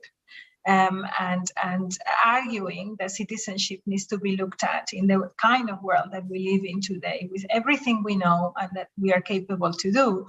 It needs to be looked at beyond borders, beyond status, actually. And this is also related to the way we understand the commons and related to what we understand as a caring system that is not bound by the competencies of the governments that need to manage the territory. Yeah? So I think that you have put the finger there in many important things, but you have also pointed out to the challenges, because no matter how committed you are as a local government, there are limitations by the competencies that you are provided, that you have. This is why I think we all need to acknowledge in this discussion as well that some of the visions that we are putting forward are visions that are not related to the competencies that we currently have as local and regional government, but those that we aspire to have. And I think hopefully this will come back. I know I want to acknowledge we have our special envoy on the new urban agenda with us. We have our colleague from Mercociudades, Lautaro, who is also putting information on the new urban agenda. I will give you the floor later, but I think those things will be coming up. There is an issue of competencies and the way that we understand competencies that need to transform. What we are putting forward is not only about what we have and what we can do within the powers and the competencies that we have, but also claiming for a shift and for changes in the values, but also in the structures and competencies. Something that I think the speakers before us have made very, very clear. So allow me to go now to the vision of our youth caucus, and I have challenged Daniel to take the floor here. Daniel, I'm very happy that you're here with us. Then I'm going to go to Bogota, to Luz Medina, and then I will be going to Colin, who has also her hand up, and then to Lautaro, and I will stop there. I think we have something more than 15 minutes to go. Let us be efficient with time. Daniel, welcome. The floor is yours. Yes, and thank you so much for having me here. My name is Daniel Akinjishe, and I'm from Nigeria. I'm a representative of the Youth Caucus of UCLG. Actually, my intention for joining this is actually to just learn, listen in, and learn from everyone, because it's always an opportunity to learn every time I join the sessions of UCLG. And so I'd just like to, a lot have been said from people who spoke earlier before me. And so I'd just like to summarize everything they said by reiterating the point of Satya Brink, who said, we all have a part to play in the caring system, in protecting our communities. It's a collective effort. As young people, children, elderly, we have a part to play in protecting the things that, protecting people around us, caring for people around us, protecting our communities. Thank you so much again for having me speak. Thank you. Thank you, Daniel, for your input, for being there with us and following the discussions and making sure that the perspective from your generation, but also those to come, are always included in the discussions. So allow me now to go to Bogotá, to the city of Bogotá, and our friend Luz Medina. Luz, qué gusto tenerte con nosotros. Adelante. Gracias, Emilia. Gracias al Town Hall por el resultado del trabajo que han hecho. Es un insumo sustantivo para las discusiones que vamos a tener en The Zone próximamente y para la construcción del pacto por el futuro. En Bogotá estamos haciendo, como ustedes, muchos de ustedes conocen, estamos implementando un sistema distrital de cuidado alrededor de 3 nociones que creo que se pueden de alguna manera extrapolar a otros ámbitos. La noción de reconocer el valor del cuidado, el valor de redistribuir el cuidado entre distintos actores, empezando por lo más íntimo, lo más cercano, que es la familia. Y el objetivo es reducir la carga de trabajo no remunerado en las mujeres. Obviamente esto tiene un enfoque feminista atrás, pero también es cierto que implica acciones a nivel social que aplican para otros ámbitos como el cuidado del planeta, el cuidado de nuestros esquemas de gobernanza, para que puedan ser funcionales y responder a los grandes retos globales que enfrentamos en este momento. Entonces, frente a este tema, obviamente el enmarcarlo dentro de los sistemas de seguridad social lo permite discutir, lo permite implementar y llevar a un nivel de ejecución en la prestación de servicios muy concreta. Pero lo que nos está invitando, Emilia, y toda esta discusión es a pensar cómo enfrentar desde el cuidado los grandes desafíos que enfrentamos hoy como humanidad. Y allí yo creo que este valor del cuidado, este enfoque de cuidado nos permite también construir unas narrativas mucho más potentes para generar confianza entre actores y bueno, una ciudadanía que a nivel global está crecientemente polarizada y dividida. Y al ser el cuidado una noción absolutamente inherente a la humanidad, independientemente de las realidades, de las culturas, del lugar en el mundo en el que nos encontremos, consideramos que es un puente muy valioso para avanzar hacia la cohesión social que requerimos como humanidad para enfrentar los grandes retos climáticos, los problemas que tendremos con la inflación y el hambre en los países sobre todo y en las ciudades del sur global.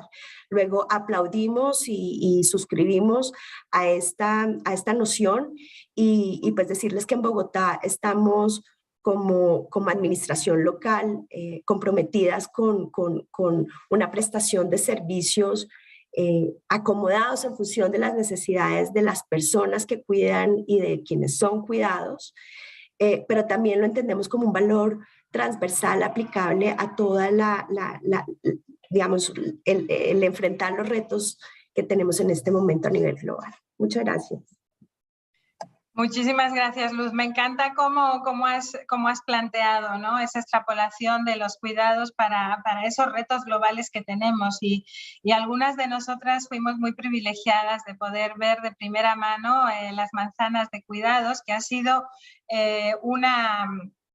una visita de terreno que hicimos en el marco del trabajo del Cabildo y que va a resultar en una documentación que vamos a estrenar a bombo y platillo en Dijon y que creo que nos va a ayudar mucho a explicar los temas de derecho a la ciudad, los temas del cuidado y de ese pacto con un nuevo contrato social de base. Muchísimas gracias, Luz, por tus palabras y por ese trabajo, ¿no?, permanente que estáis haciendo en Bogotá para extrapolar lo que hacéis en Bogotá también al trabajo dentro del movimiento municipalista y las redes. Pues después de Luz, quisiera darle la palabra. I'm going to Daria Chibrario. She works with us for a long time partner. with Public Service International.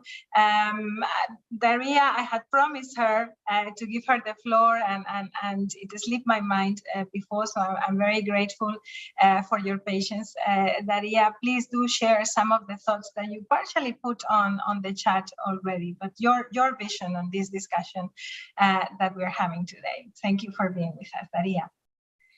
Thank you so much, Emilia. Lovely to be with all of you. I would really like to thank UCLG on PSI's behalf, the Global Union of Public Service Workers, including all those who deliver public services at a local level in cities, towns, rural areas, and municipalities and regions.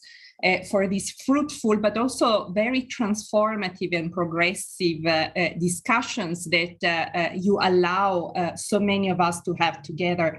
We do believe that this kind of approach is going to bring progressive change big time from the bottom up. So thanks. First and foremost, I wanted to make that point. Indeed, thanks for the opportunity to perhaps articulate a bit more what I tried to put forward in the chat, but actually also all rapporteurs have been extremely eloquent.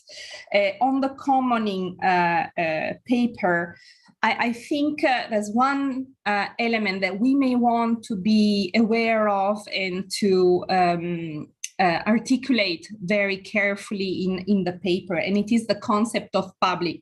Emilia, you have said on several occasions, and we've been very pleased to hear that public is back with COVID. Everyone has realized the value and the need of the public in terms of government, but also in terms of services and in terms of those who deliver those services. But as we have many different understandings and paradigms of commoning, which often depend on the local culture, values, and traditions, we also have different systems of public.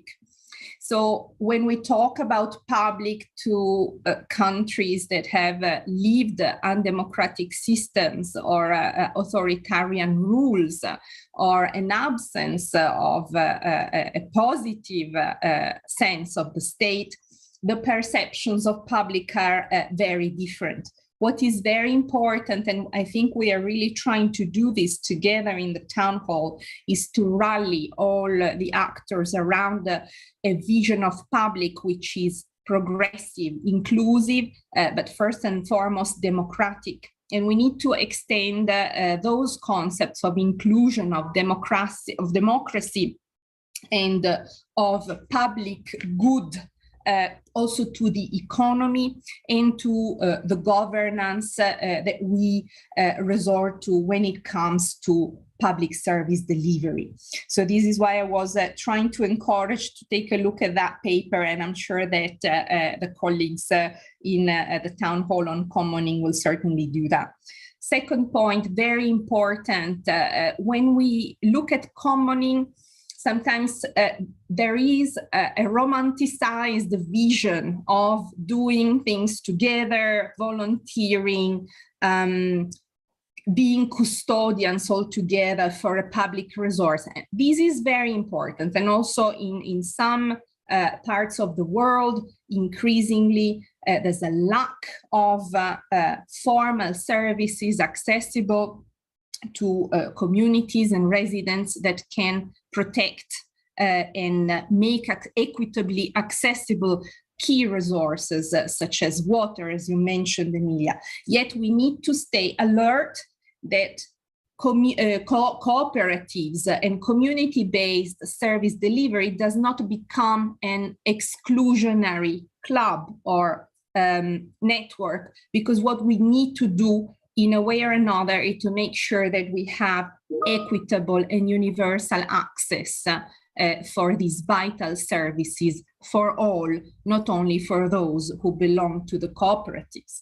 And let's also remember that sometimes cooperatives for instance, in caring systems. And here I'm going to the second part of my contribution, can be in some countries and in some jurisdictions be used to undermine formalized paid care service work by offering voluntary or low-paid caring services. Why is this a problem? The problem is twofold. On the one hand, when care work is delivered on a voluntary basis only, or on a primarily voluntary basis, like by non-profit or by religious organizations, which have a very important role to play, of course.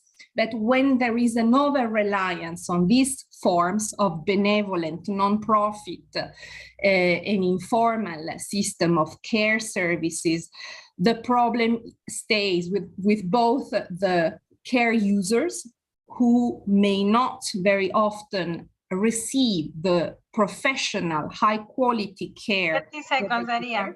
I will close. And on the other hand, there's a problem related to the work, the decent working conditions of those who provide care. So let's also keep in mind that we need solid physical and staff infrastructure for caring systems so that we have what we need for our communities to thrive. Thank you very much. Very, very useful. And I think that what you are describing and you are warning us against this romanticization and also identifying the shifts with voluntary notions of work, etc., is the result of what people have been trying to cover with actual systems and administration that were not delivering sufficiently that care. And what we are trying to say is no, care that needs to be part and commoning needs to be part of the formal decision making and of the formal investment and of the manner in which we structure power and we structure governance. So thank you very much for that. Also, one thing that I would like to remind us all is that it is true that public has been back, but the pandemic is now considered to be over, and a lot of the public that was back is retrieved again, along with competencies and along with the resources. And we should not forget that. So I think these inputs that were really, really important. Allow me now to go and you see we are alternating partners, civil society and local and regional governments. I'm going to Esteban Echevarria and the network of Mercociudades. Lautaro, thank you for being with us. I really like the link that you are making also with the new urban agenda, of course, because the new urban agenda is the reference for local and regional governments in the international policy-making processes. And a lot of the decentralization and competencies that we want to have to make these new notions thrive are very dependent on the implementation of many of the agreements of the new urban agenda. And Mercociudades has been doing a big job in consultations around this. So I'm grateful that you are with us today. The floor is yours, dear friend. ¿Qué tal? Buenos días, tardes o noches a todos y todas. Emilia, compañeros del CGLU y colegas, desde ya muchas gracias por todo el esfuerzo de generar este diálogo global, en donde tenemos muchos puntos y un gran desafío de enviar un gran mensaje. Como dijiste, Emilia, desde Mercosur venimos trabajando mucho cuestiones de sostenibilidad y cuestiones que hacen a la nueva agenda urbana. Entendimos este año que a 6 años de su proclamación en Quito, en Hábitat 3, que con pandemia y con crisis de commodities y energía que estamos viendo, en donde el mundo nos da cuenta de lo interconectado y las problemáticas de la globalidad y el cambio climático, y cómo es importante el mensaje que estás dando, Emilia, en cuanto a los sistemas de cuidado y a que tenemos que cuidarnos entre todos y que la mirada de cuidado tiene que ir hacia una mirada global, que ese es el del planeta.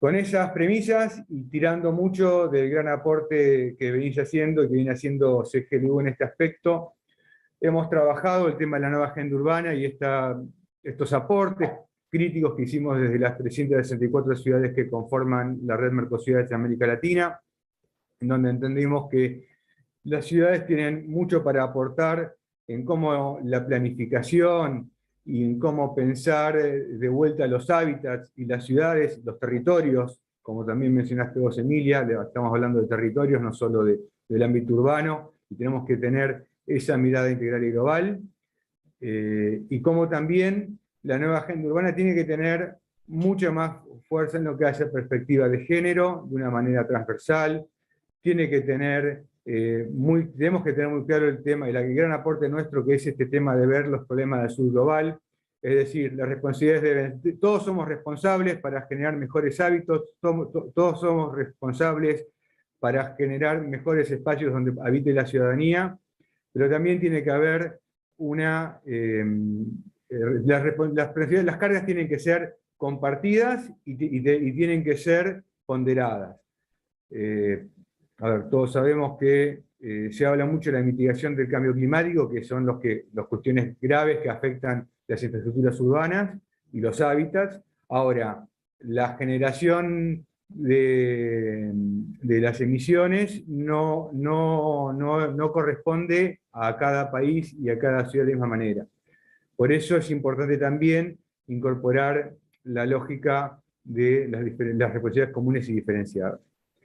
El presidente de Mercociudades, Fernando Grey, estuvo en abril en Nueva York, en el seminario de alto nivel de Naciones Unidas de la nueva agenda urbana, del que participamos junto con varios compañeros de CGLU, contigo, Emilia, y con varios alcaldes, y ahí pudimos también exponer esta cuestión, en donde entendemos que esta mirada es importante. Acabamos de compartir en el grupo nuestros aportes hacia la nueva agenda urbana, que creemos que están en consonancia con lo que se viene exponiendo aquí, y que entendemos puede ser un aporte más para formalizar y para tener sistematizado lo que estamos aquí hablando en estos diálogos. Desde ya, por la positiva, los gobiernos locales todos los días nos levantamos y tratamos de generar con compromiso mejores hábitats para nuestros ciudadanos, estemos en la región que estemos. Creo que valoramos el esfuerzo de CGLU en liderar este diálogo en donde todos podamos hacer aportes y en donde podamos generar una visión común, compartida, sin olvidar las necesidades de cada región, y esperemos que esto tenga la mayor visibilidad en el Congreso de Ayón en Corea. De ya, muchas gracias y un fuerte abrazo, compañeros y compañeras.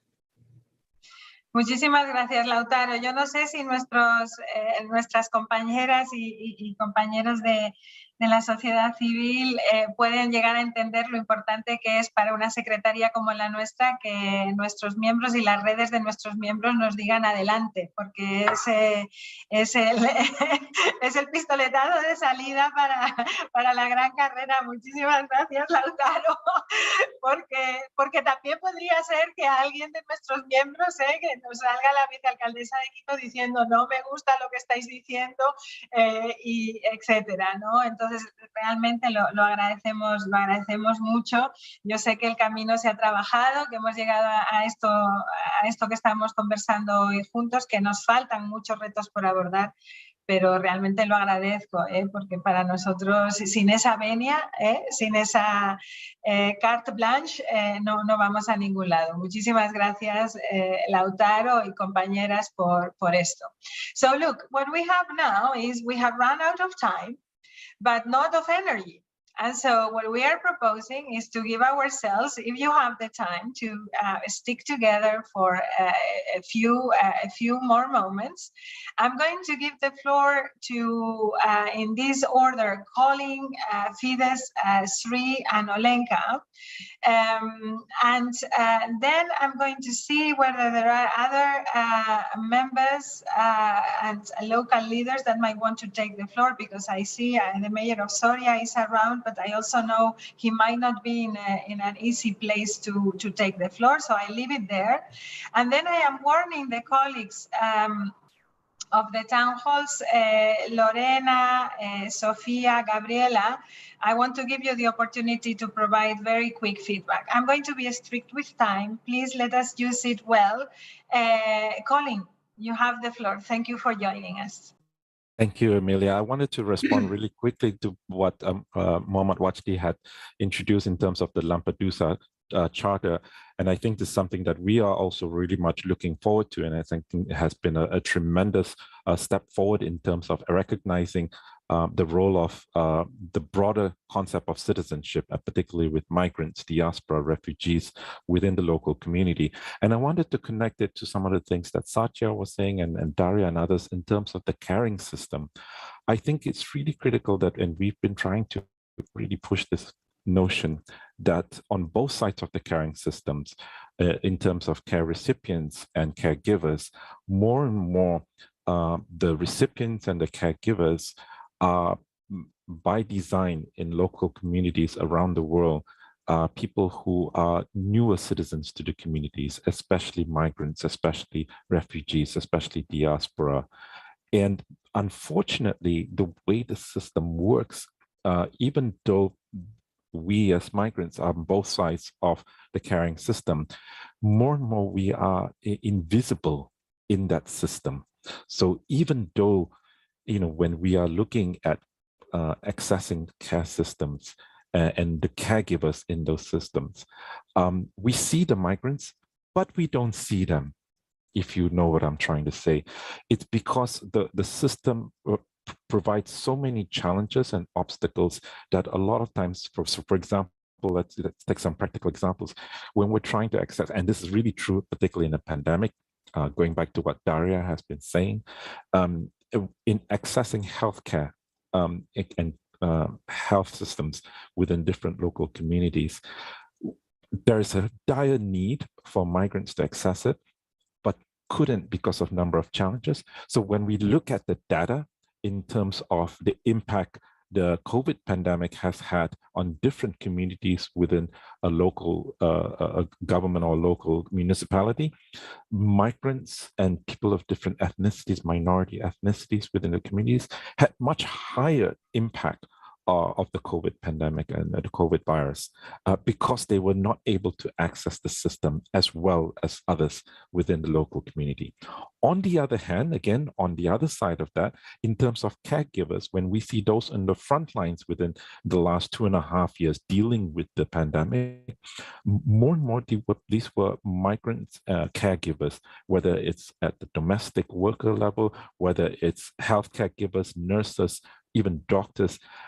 We did a study and said that during the pandemic that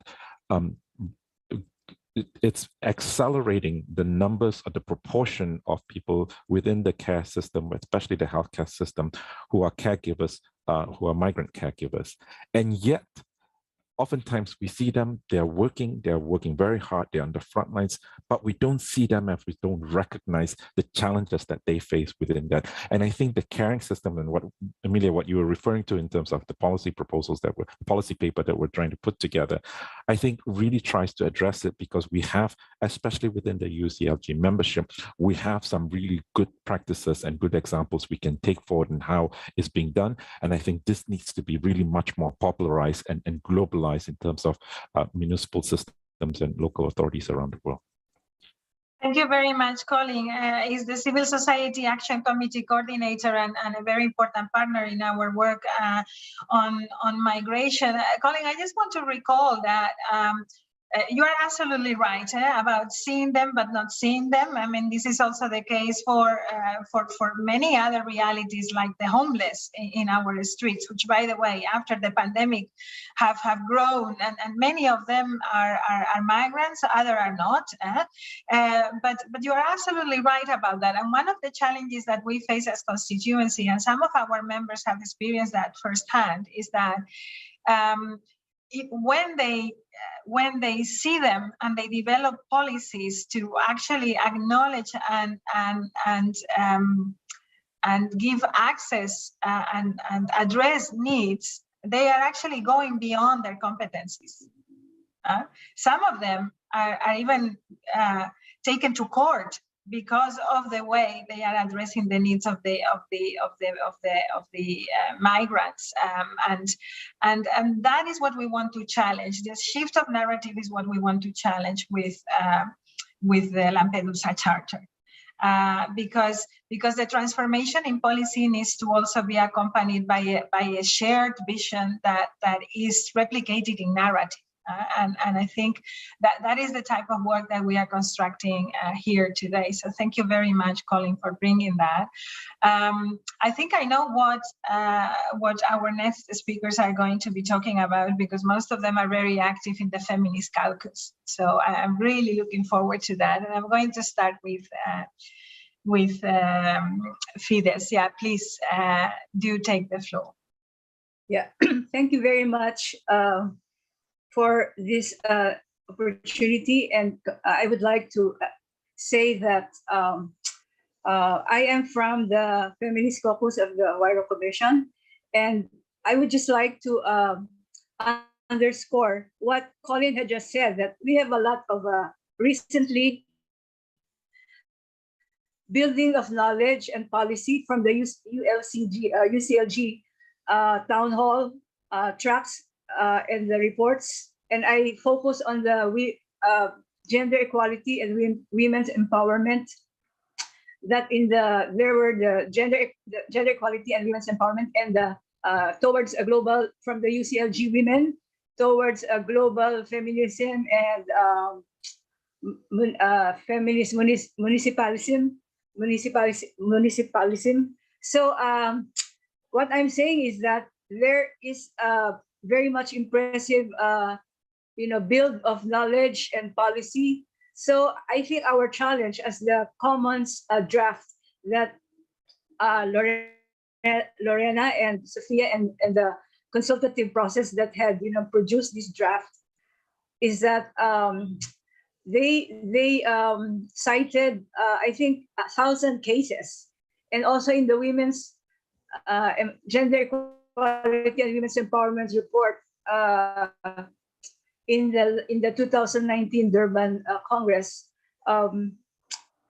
I would like to recommend or add to the recommendation that, because there is already the strategies for the commoning strategies, I would just like to make more specific recommendation that, as Colin said, is that there is knowledge, but we also have to popularize our practice, which are successful, that already reflects the vision that are that are being included in this draft. It's about being addressing the marginalization and inequality and others. So I think it's important that the draft would also like to push that especially everybody, the civil society, the regional and local governments, and international organizations, that they have undertaken an initiative that could identify these cases that have been documented in the Women's Empowerment and Gender Equality Report and in this draft, and have examined them and show in a platform that they're already successful, where there is coalition of the local governments and grassroots organizations and different kinds of civil organizations in addressing gender equality and marginalization. Thank you. So I think this is my point. That, thank you. Let's push more for popularizing our practices. Thank you. Thank you very much, Fides. This is a joint responsibility. So we are very open for your ideas on how to do this, and we look forward to putting that in motion. Indeed. I've got three next, and then Olenka. Three. The floor is yours. Thank you very much. Thank you very much, Emilia and all colleagues. This session has been very, very good to also understand and coming with common understanding, both what are the global commons and also, what we meant by caring system beyond, a service of caregiving and all that. I just want to add that, in all this, I think we have to, in the Pact for the Future, that will be a shared vision by, the members of UCLG as well as all the partners, which include all of us, is that we must recognize the different roles of stakeholders, different groups that make up the society, that make up the community, that their potential contribution, and they are already making the contribution that they are already making as partners. I think that the word partnership is important, and that is a key to also making sure that we transform what we want to transform, and make sure that things, services, the things that we care are accessible and affordable to all. That's all that I wanted to add, and I think that is a key principle also in one of the 10 key principles in the feminist movement, municipal movement, and also in gender equality and women's empowerment. Thank you. Thank you very much, Sri, also for highlighting this new way to understand both partnerships and the value of partnerships and the role that they need to play in the development of policies. For us, certainly, this is exactly the space that we want to create for ourselves. And I hope you do feel that with the exercise that we are doing together, you are actually influencing decision-making of spheres of government that you otherwise might not be able to influence. Then, of course, there is a long way to go in finding and developing new ideas together. A lot of the notions that we are promoting together are new, and so we need to shape them, and what does it entail? But I think we are doing pretty well in constructing new narrative and already given some depth and breadth to new concepts like a feminist municipal movement. I'm so happy with that. Thank you, Sri. We wouldn't have been able to do it without you. And Olenka Ochoa. Olenka has been on both sides of the road, and she has been in local government in the municipality of Lima many years ago. When we met, Olenka, that's where you were standing. We're also very active with the Wairu Commission and in our own network of women leaders in Latin America. I'm so pleased that you still have us in your radar, Olenka. Welcome. Bienvenida. Gracias Emilia por esa cordialidad de siempre y reconociendo ese maravilloso trabajo que hace tu organización. Saludo también a Gisela Chalá de Ecuador. Hemos estado conversando hace poco. Bueno, estoy hablando desde Perú. Soy de Wairu Commission, una red maravillosa que junta a muchos talentos alrededor del mundo. Y yo lo que quería era retomar este tema tan importante y tan desafiante que es el sistema de cuidado, simplemente para introducir algunos elementos que justamente hemos estado debatiendo al interior de Wairu Commission, ¿no? Una es que nosotros entendemos que el debate del sistema de cuidados tiene que ir amarrado al debate sobre la cultura, ¿no? Sobre un cambio cultural profundo, porque no es cuestión de instalar un sistema y decir, bueno, por ley lo aprobamos porque simplemente eso no se va a implementar. Y lo otro es que también hablar de la economía del cuidado, ¿no? Y en la economía del cuidado, y estoy tratando de ser muy breve, porque estamos con las justas de tiempo, en la economía del cuidado hay que introducir muy fuertemente el tema del presupuesto público, ¿sí? Porque lo que decimos, los que trabajamos el tema del presupuesto público, es que sin presupuesto público no hay derechos. Sin presupuesto público es imposible hablar de ningún sistema de cuidados y ninguna ciudad de cuidados va a sobrevivir sin presupuesto. Y entonces ahí también yo quiero llamar la atención para que veamos, porque no es cuestión de crear ahora, decir vamos a hacerlo. Simplemente es retomar las herramientas que por muchos años se han construido del presupuesto con enfoque de género, que hay muchísimas herramientas ya y hay muchas teorías, hay muchos, digamos, avances en ese ámbito, y también un nuevo tema que estamos trabajando muy fuertemente, que es el presupuesto público desde la perspectiva de los derechos del niño, ¿no? Y ahí, por ejemplo, recordar la maravilla que es esta herramienta de la observación general del Comité de Derechos del Niño de la ONU, la observación 19, ¿no?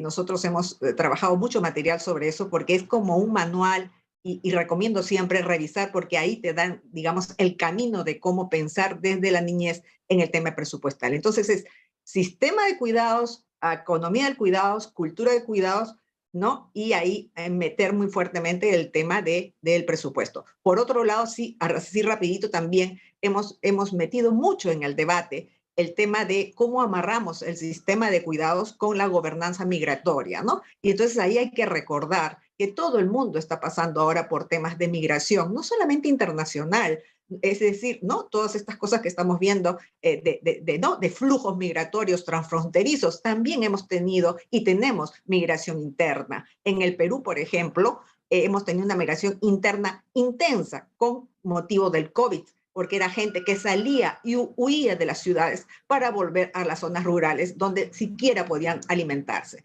Entonces, en este esquema de gobernanza migratoria tenemos que meter muy fuertemente el tema y tenemos que meter el tema de las ciudades santuarios para migrantes, ¿sí? Que es distinto, porque digamos, una cosa es hablar de ciudades santuarios, ¿no? En Europa, en Estados Unidos, donde de alguna manera hay una economía que puede sostener, y otra cosa es hablar de cómo hacemos gobernanza migratoria en ciudades latinoamericanas donde no hay nada y tenemos que, ¿no es cierto?, enfrentarnos a este desafío de construir una gobernanza migratoria. Y ahí quiero meter el tema así rapidito.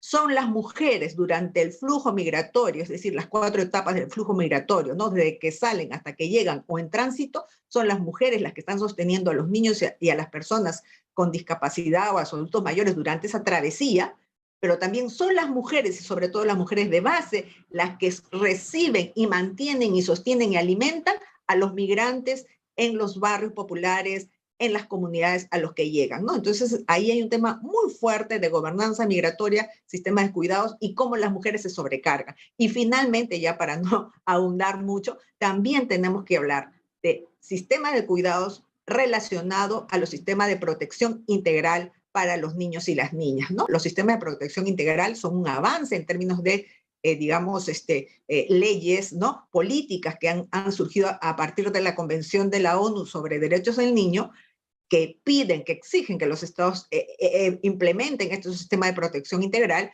y justamente eso está amarrado a los sistemas de cuidados, porque obviamente si no existe un sistema de protección integral, es decir, servicios mínimos en las ciudades, las que se cargan con todo, ¿no? Los cuidados son las mujeres y las niñas, y estoy hablando de las mujeres y las niñas, pero también las mujeres adultas que son abuelas y que sostienen, ¿no? A sus nietos o a todo, digamos, Gracias, a todo. Olenka. Sí. Muchas gracias. Muchísimas gracias, Olenka. A ver, cuando estabas hablando, me alegraba de que sacaras los temas, pero sobre todo me alegro porque yo creo que sí que están muy recogidos en los trabajos que hemos venido haciendo. Ciertamente lo están en la Carta de Lampedusa. Creo que en gran medida veo que se han recogido en los trabajos que se han hecho en el Cabildo sobre sistemas de cuidados, y lo que ahora nos falta, yo creo, también es asegurarnos de que lo recogemos en el Pacto para el Futuro. Y creo que lo podemos conseguir. Una cosa que me da mucha seguridad es que la Carta de Lampedusa ha sido desarrollada desde una perspectiva, y aquí tenemos al vicealcalde de Sfax, desde donde tenemos ciudades que están triplicando su población con personas que llegan, nos da igual si son de otros países o no lo son, hablamos de movilidad humana por eso, y con infraestructuras que son verdaderamente muy difíciles y precarias. Y es desde esa perspectiva y con esta experiencia que hemos desarrollado la nueva narrativa, no desde la perspectiva de ciudades que tienen el privilegio de poder acoger mejor si existe la voluntad política, que no siempre existe. Entonces, me gusta mucho constatar que estas preocupaciones que tenemos son preocupaciones que ya se han tenido en cuenta en el desarrollo, sobre todo de la Carta de Lampedusa. Entonces ahora tener cuidado para que el pacto para el futuro en ese eje de personas también recoja estas cosas, y creo que estamos recogiendo el reto, Olenka, y que lo podremos hacer. Pues ahora yo creo nos quedan 10 minutitos y quisiera volver a las lideresas y facilitadoras de los cabildos. Volvería a Lorena, a Sofía y a Gabriela, y os daría la oportunidad, allow me to give you the opportunity to come back with some thoughts about what you are bringing back to the town hall process. So that we can continue our work and continue the actionable part of all of this as we go to day, John. Who wants to start? Lorena, venga, adelante. Gracias, Emilia. Yeah, thank you very much, and thank you everyone for all the very, very substantive and relevant contributions and suggestions, comments. We're making, taking notes of everything, making a copy of the chat too, to have the references and comments you have put there. On a very practical note, very quickly, in the coming days and weeks before the Congress, we're going to be working on the final draft, the final version of our paper on the Commons for the discussions there. So feel free to reach out directly if you want to add more things, and also references to particular cases and initiatives, because as Fide said, it's very, very important that we showcase those, the successful stories and the lessons we have learned, but also in the sense that Daria was pointing out, not to romanticize this and these kind of experiences and initiatives, and talk about the challenges and the obstacles they face and how they work to move forward. So please feel free to contact us directly in the coming days so we can be sure to include your inputs in the final version. And then very quickly too, in a very telegraphic manner, on the very important contributions and the political discussion and strategic discussion we are having. Two things very quickly. One is to say that we still have the task ahead of putting together and doing like a cross-reading of all the papers from the other town halls, and being able to provide like a coherent approach and vision and narrative and language. So we're working on that. We're starting to work on that, but we still have to coordinate with the other town halls to do that in a better way. And also, of course, thinking about the contributions to the pact.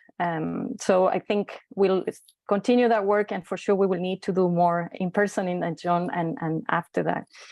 And finally, I think, of course, there are several topics, very, very relevant topics, but just to focus on a couple of them. One is this notion of inclusive citizenship that several speakers have mentioned, linked to the rights of migrants and refugees, etc. Just to highlight that the inclusive citizenship is a key component, one of the key components of the right to the city. And for the global platform, we have been working on that, and then a specific paper on that actually, and how we understand inclusive citizenship and how to put that into action from the local level. So very, very relevant. The second one is this distinction between public and commons. So yes, the public is back, but the public has to be stronger and reconfigured, we say in the paper. So understanding the public sphere and the public good in a different way. And that for us has to include the vision of the commons and the public community partnerships in order to work on a new version of the public.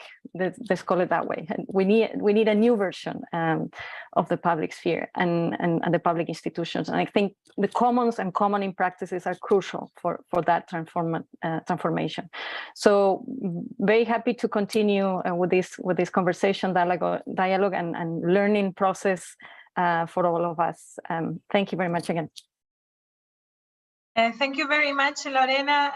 Sofia told me that you had agreed that you would be speaking for both. Everybody that knows Sofia knows how generous she is. So I'm very grateful that for the sake of time, you are giving up your turn.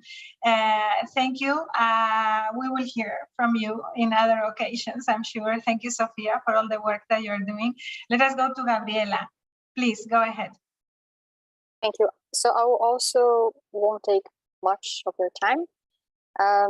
Just to say that as the cities are listening, the town halls are also listening. So we are working right now on the third version of the paper. And this is the perfect time for this discussion because we will definitely be able to use the feedback and comments that were provided here to reinforce our messages and contributions.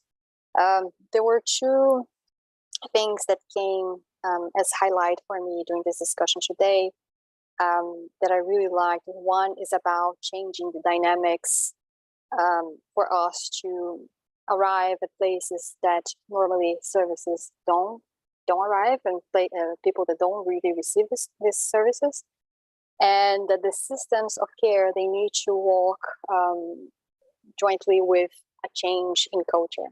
So these are two things that we'll definitely explore a little bit more.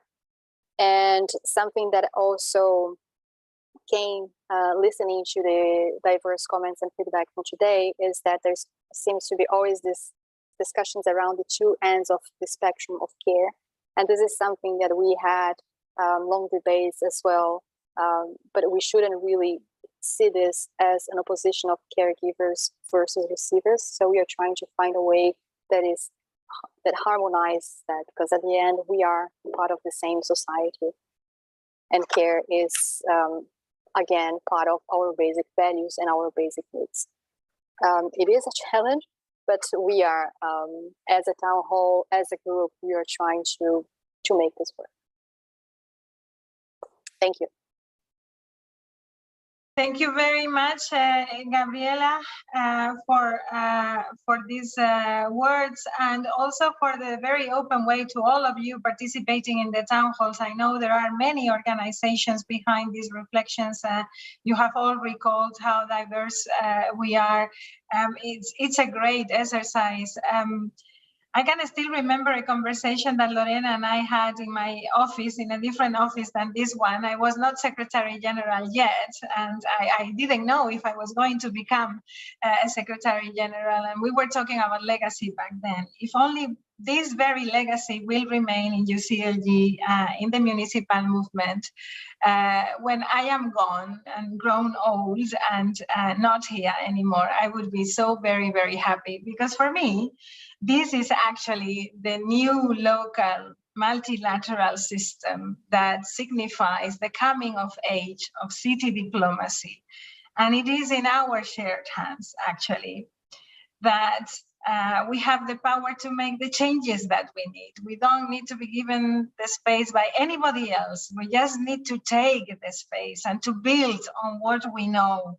And so it will also be in our hands not to repeat the mistakes of that system that we are trying to change. So I hope, colleagues, that with those firm resolutions, we reach Daejeon, but above all, that we keep working together. I really enjoyed this discussion. I'm really, really grateful. This is the new network multilateralism that we need. Thank you very much on behalf of UCLG and of all the colleagues at the Secretariat that have been enjoying and been inspired by your work. Thank you, members. Thank you, partners.